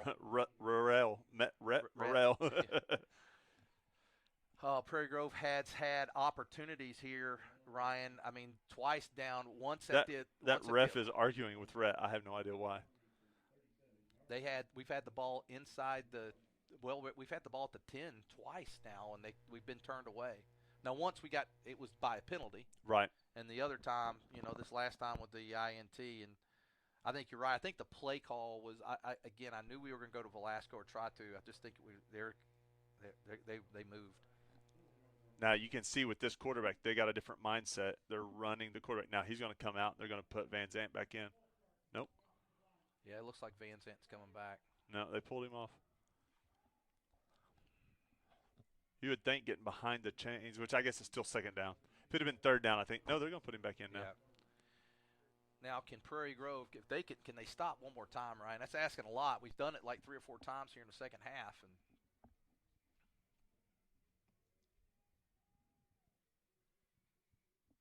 And right now the score stands at 7 points, which is enough to throw us to 4th. Yeah.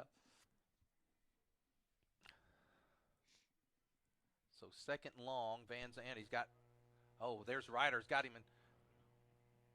And there's Dickerson. Dickerson chases him out. That's going to bring up third down.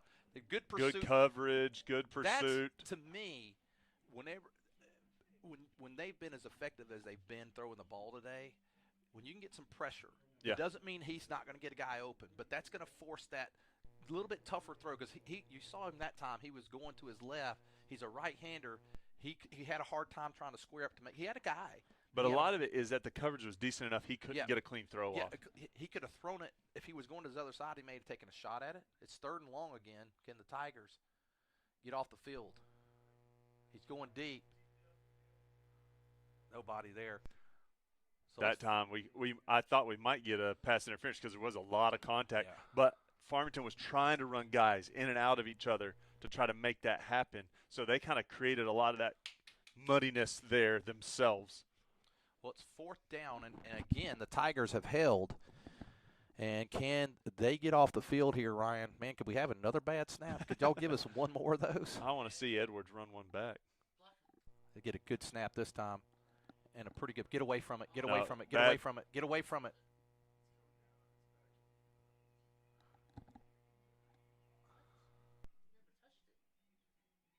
Coach Eldridge trying to get it, saying he touched the ball. Never touched it. No. No, it's ours. Yeah. Okay. A lot of people are saying it. I couldn't tell. Rhett was standing there, but Well, couldn't see it. it's off the camera too. So Well, it was close enough. You got to get away from that. All right, we've got 5 minutes and 17 seconds. We have the ball. This is the third chance we've had to take the lead here, Ryan, in the second half. They've done – I want to say I've been impressed. Their defense has impressed me. Even though we've moved the ball, they've done a lot of good things Farmington has on the defense. Velasco, man, throw it to him this time. Boy, there was nobody there. There's Merrill. good first Morrell. down run. It's so much easier to just say Rhett. I know. I get because we don't know how to pronounce anything up here. And the other guy, he's doing The Farmington guy asked the same thing, like, how do I pronounce that? I was like, we go by first we name. just call him Rhett. But Rhett does pick up 3. Number 21 for the Tigers. Did a fine job that time. Well, we're getting down to time. We need to get it in the end zone this time, Ryan. We do. We should have done it the last 2 times, but Farmington, you got to give their defense credit. They've done a good job. Wetzel. And he kind of lowers it and goes. They're going to mark him to the 41, so it's going to bring up third and about a yard. I like that, though. He gained an extra yard, and he told them, go ahead, try to tackle me. If he had made a little shifty move, he may have gotten a little more yards, but he said, hey, he went up there. So it's third down. You think the muscle hamster's got a hurdle in him? Because when that dude was going down, could he have hurdled him?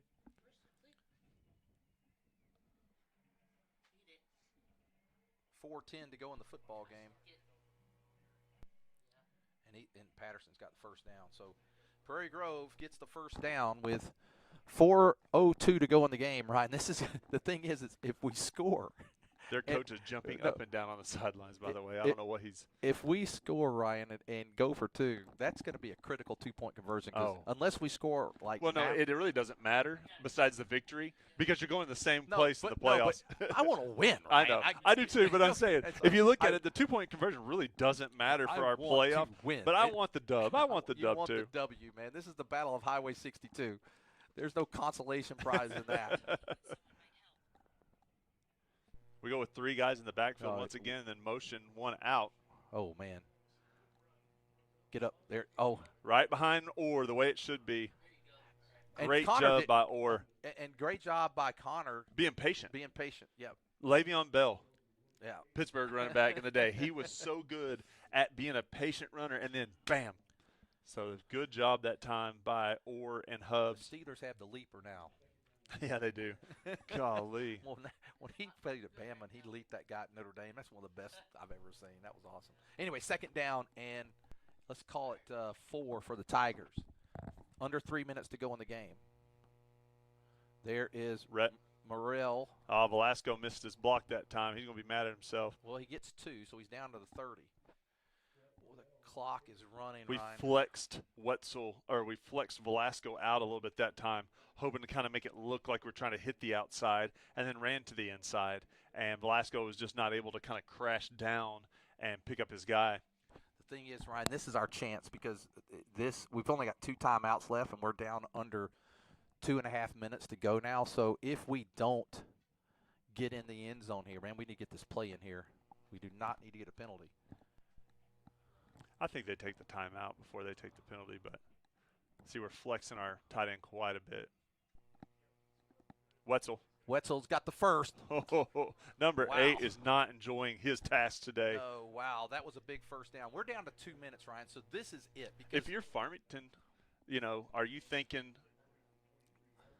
use a timeout so that we can get that score in case they score? Well, I think here, not yet. Okay. Not yet. I think you know what? They've played good enough defense down here. I think you trust your defense. If you're Farmington, we're down under 2 minutes, and so there's not enough time if we have a turnover or something to get it back. This is it.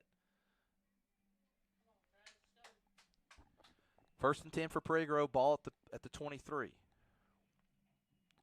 Lynn goes in motion. There's Wetzel. Oh, he had a bigger hole. He just didn't quite hit it. You see it there for just a second? Yeah, it was there. He just ran inside rather than outside, which I think the play design is to the inside. But, some of those backs on like that zone blocking, they can see the hole and just react to it. We're down to 1:25. We got to start thinking a little bit more about a sense of urgency here because you don't want to get where you're forced to pass the ball. And right now we're not. Whew, there's a lot of people in the backfield that time. Now you take your time out, maybe? Take a timeout. They do take the timeout. So it's going to be a timeout, Prairie Grove. Let's take them with them. 1:01 to go in the football game. Farmington leads by 7. Zing Broadband is a proud sponsor of area schools and is excited to offer incredible fast internet speeds. Our students can focus on what really matters, knowing that Zing Broadband can keep up with them.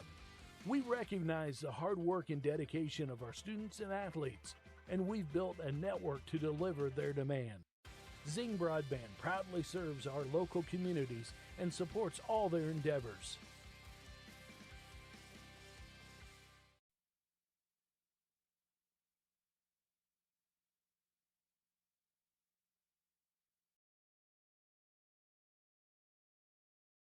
Okay, here's the situation. We have 1 minute and 1 second left to go in the game. Prairie Grove has third down and 8 from the Farmington 21. Farmington leads 41-34. This is a lot going on here because for seeding, If Farmington wins by 6 or more, Prairie Grove will be the 4th seed. If Prairie Grove scores a touchdown here and Farmington doesn't get anything in the last few seconds, whether we make the 2-point conversion or not, we're going to be the 2nd seed. But like I said, we got to get in the end zone first. It's 3rd down. Here we go. They're coming. He's got a man. Oh, he had him. He had Morrell open, and they're saying he's your man. Number 13 is yelling at 24. He said, "That's your guy."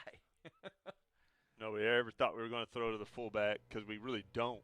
Well, this is the game right here. 57 seconds left.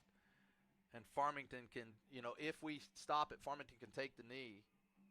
If you look here, he had him. Now, the pressure did make him throw it a little high. If he was able to get that down lower, Morrell's getting the first down. Well, and Rhett's short. I mean, and he's running out to the outside, so a high pass for him is about near impossible. And now I think Farmington's going to take this timeout. Let's take this timeout with them. 57 seconds. We'll be back. Kimball Mechanical Systems specializes in installing plumbing, HVAC, and electrical systems in mid to large housing projects, including subdivisions, apartment complexes, and military housing. Kimball wants to partner with more people who want to earn a good living in the skilled trades. Kimball is the largest mechanical contractor in Arkansas with 8 other locations nationwide. Kimball is proud to have won Arkansas's Best Places to Work 5 years in a row. They provide excellent benefits and an amazing family-oriented culture. For great job opportunities, check out kmsjobs.com. Ryan, I'm surprised. We've been doing this 13th year for me here, and I'll tell you something, Ryan. I'm surprised I'm as calm as a normal. I mean, normally, I think it's because we're not in we're in a booth. It's almost like a soundproof booth. Well, you can barely hear the crowd noise. Like, you can hear it because it is so loud out there, but you can't feel it. This has been a great battle of Highway 62, by the way. It's really been, has. it's been a game of halves. I mean, Farmington dominated the first half. I don't want to say Prairie Grove's dominated the second half. Prairie Grove's fought They fought hard in the second half. You got Edwards out there split to the wide side. You got Wetzel out here. You got to give Patterson time. That's the key. Patterson rolling to his right, and he cuts up. He's got him. He's got him. Oh, Hubs was wide open. Got it. Give him 6. He had him for a long time, right? Yeah, he did. Now, no flags. I'm surprised. We may have gotten away with the Farmington shove. Well, it's okay. Let's just make sure there's no flags. There's no flags. All right, so now. Look, I mean, I'm watching the replay right now. He was wide open there. He had him for a long time. He waited a long time to give it to him. There was no pass interference, though, because they just both stopped. So here we go. This is incredible. 41-40, 48 seconds to go in the game. We're going to call a timeout. And we should call that timeout and make sure we get the play we want here. Yes, but I want the timeout for defense if in case we line up some way and we don't like the way we're lined up, we could take the timeout then. But still, big play here. Well, here's the thing, Ryan. It's a big play. Prairie Grove at this point. Now, here's what I think will happen. The question is if Farmington gets the ball, let's say they win. Do they try to score for seeding? Now, for me, I kind of like, if I'm Farmington, I kind of like that 4 seed spot. They might, so it's interesting. But, they could actually get the win. And still be 4. Because if we get this, right now, it's 42-41. If we got this, it's 42-41, right? They score and miss the extra point, they get the victory. They'd take a knee if they wanted to. Right. I would think about it. Yeah, because then you win, but you get the seed that's a better matchup now, for you. Here's the thing, Ryan. We've given them enough time. They've only got 1 timeout left too. But they've got enough time with their kind of offense, and they can throw the ball. They can throw really well. They can throw the ball well. So there's plenty of time. We'll get back in that prevent defense. The question is, this is a big. Where are you going? I'm going Wetzel. Well, I want Wetzel. I want the ball in Wetzel's hands. I look down at Coach Pinkley, and he's just down from us, and I know he's in on that play call for sure. It's an interesting line. Oh wait. We got a man on the field. How did you take a timeout and still not have enough guys out? That don't even make sense. And that's why, that timeout. But I'm okay with the timeout. I'm not sure what we were doing with Lynn coming in on the field. They should have called a flag. we only had 10. They'll decline it. But I'm saying, like, how do you not get 11 guys out there? I know we've got guys moving around. Normally Miller's out there, so there's no question about it. But I think Miller's worth the point. Now we're going to try the onside kick. It's 41-40. How did we not have 11 on the field? That doesn't even make sense. Well, what you do in that situation? And he picks up that blocker. I mean, he picks up that free guy right there. So here's the thing. To me, when you have that, you take the timeout. If you only got 10 on the field, you play with 10 on the field. You don't run him in late. You run him in late, that's a penalty. I'm surprised they didn't call it. I don't think they saw him. Been nice to had that timeout back, but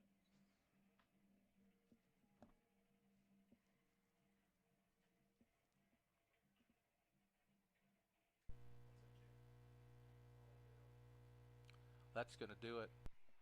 So Farmington's going to come out with a 41-40 victory here today, unless they try to go. Let's see if they try to score here or whether they're going to take a knee. Well, I mean, for them, they're thinking, yeah, we won and we get the 4th seed. That was great for them. So Prairie Grove fought. That's the thing. Being down, they were down 34-12 at halftime, Ryan. And without Miller, the fact that they've played the way they've played and come back and done what they've done is amazing. Yeah, and they've played. You got to think Miller's worth the point. Now let's see if Farmington's going to try to score.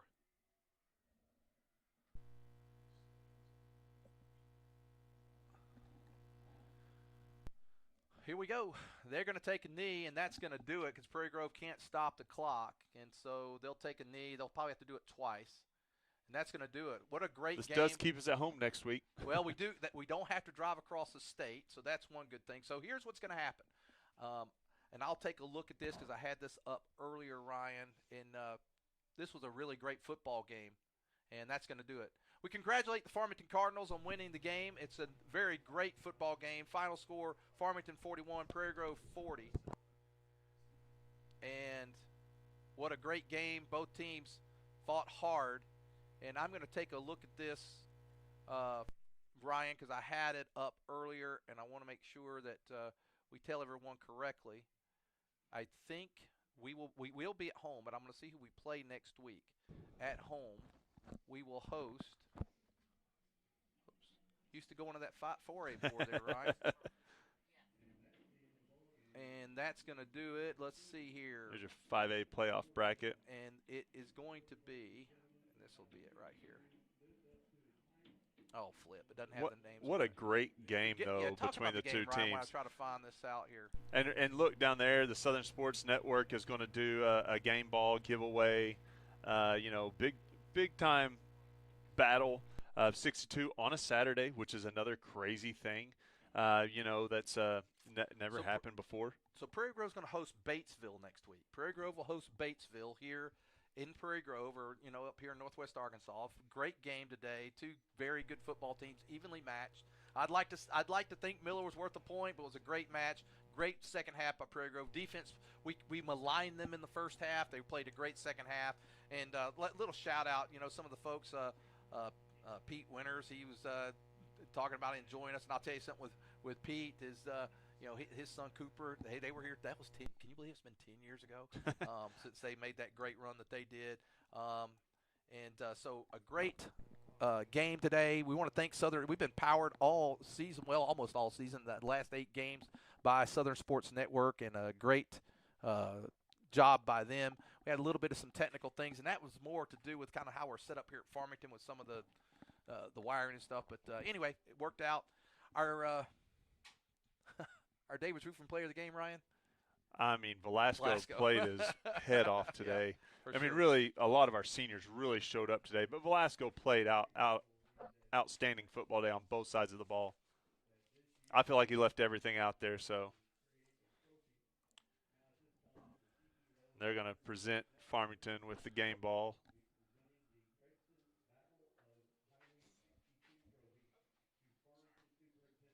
Did you hear what they called that?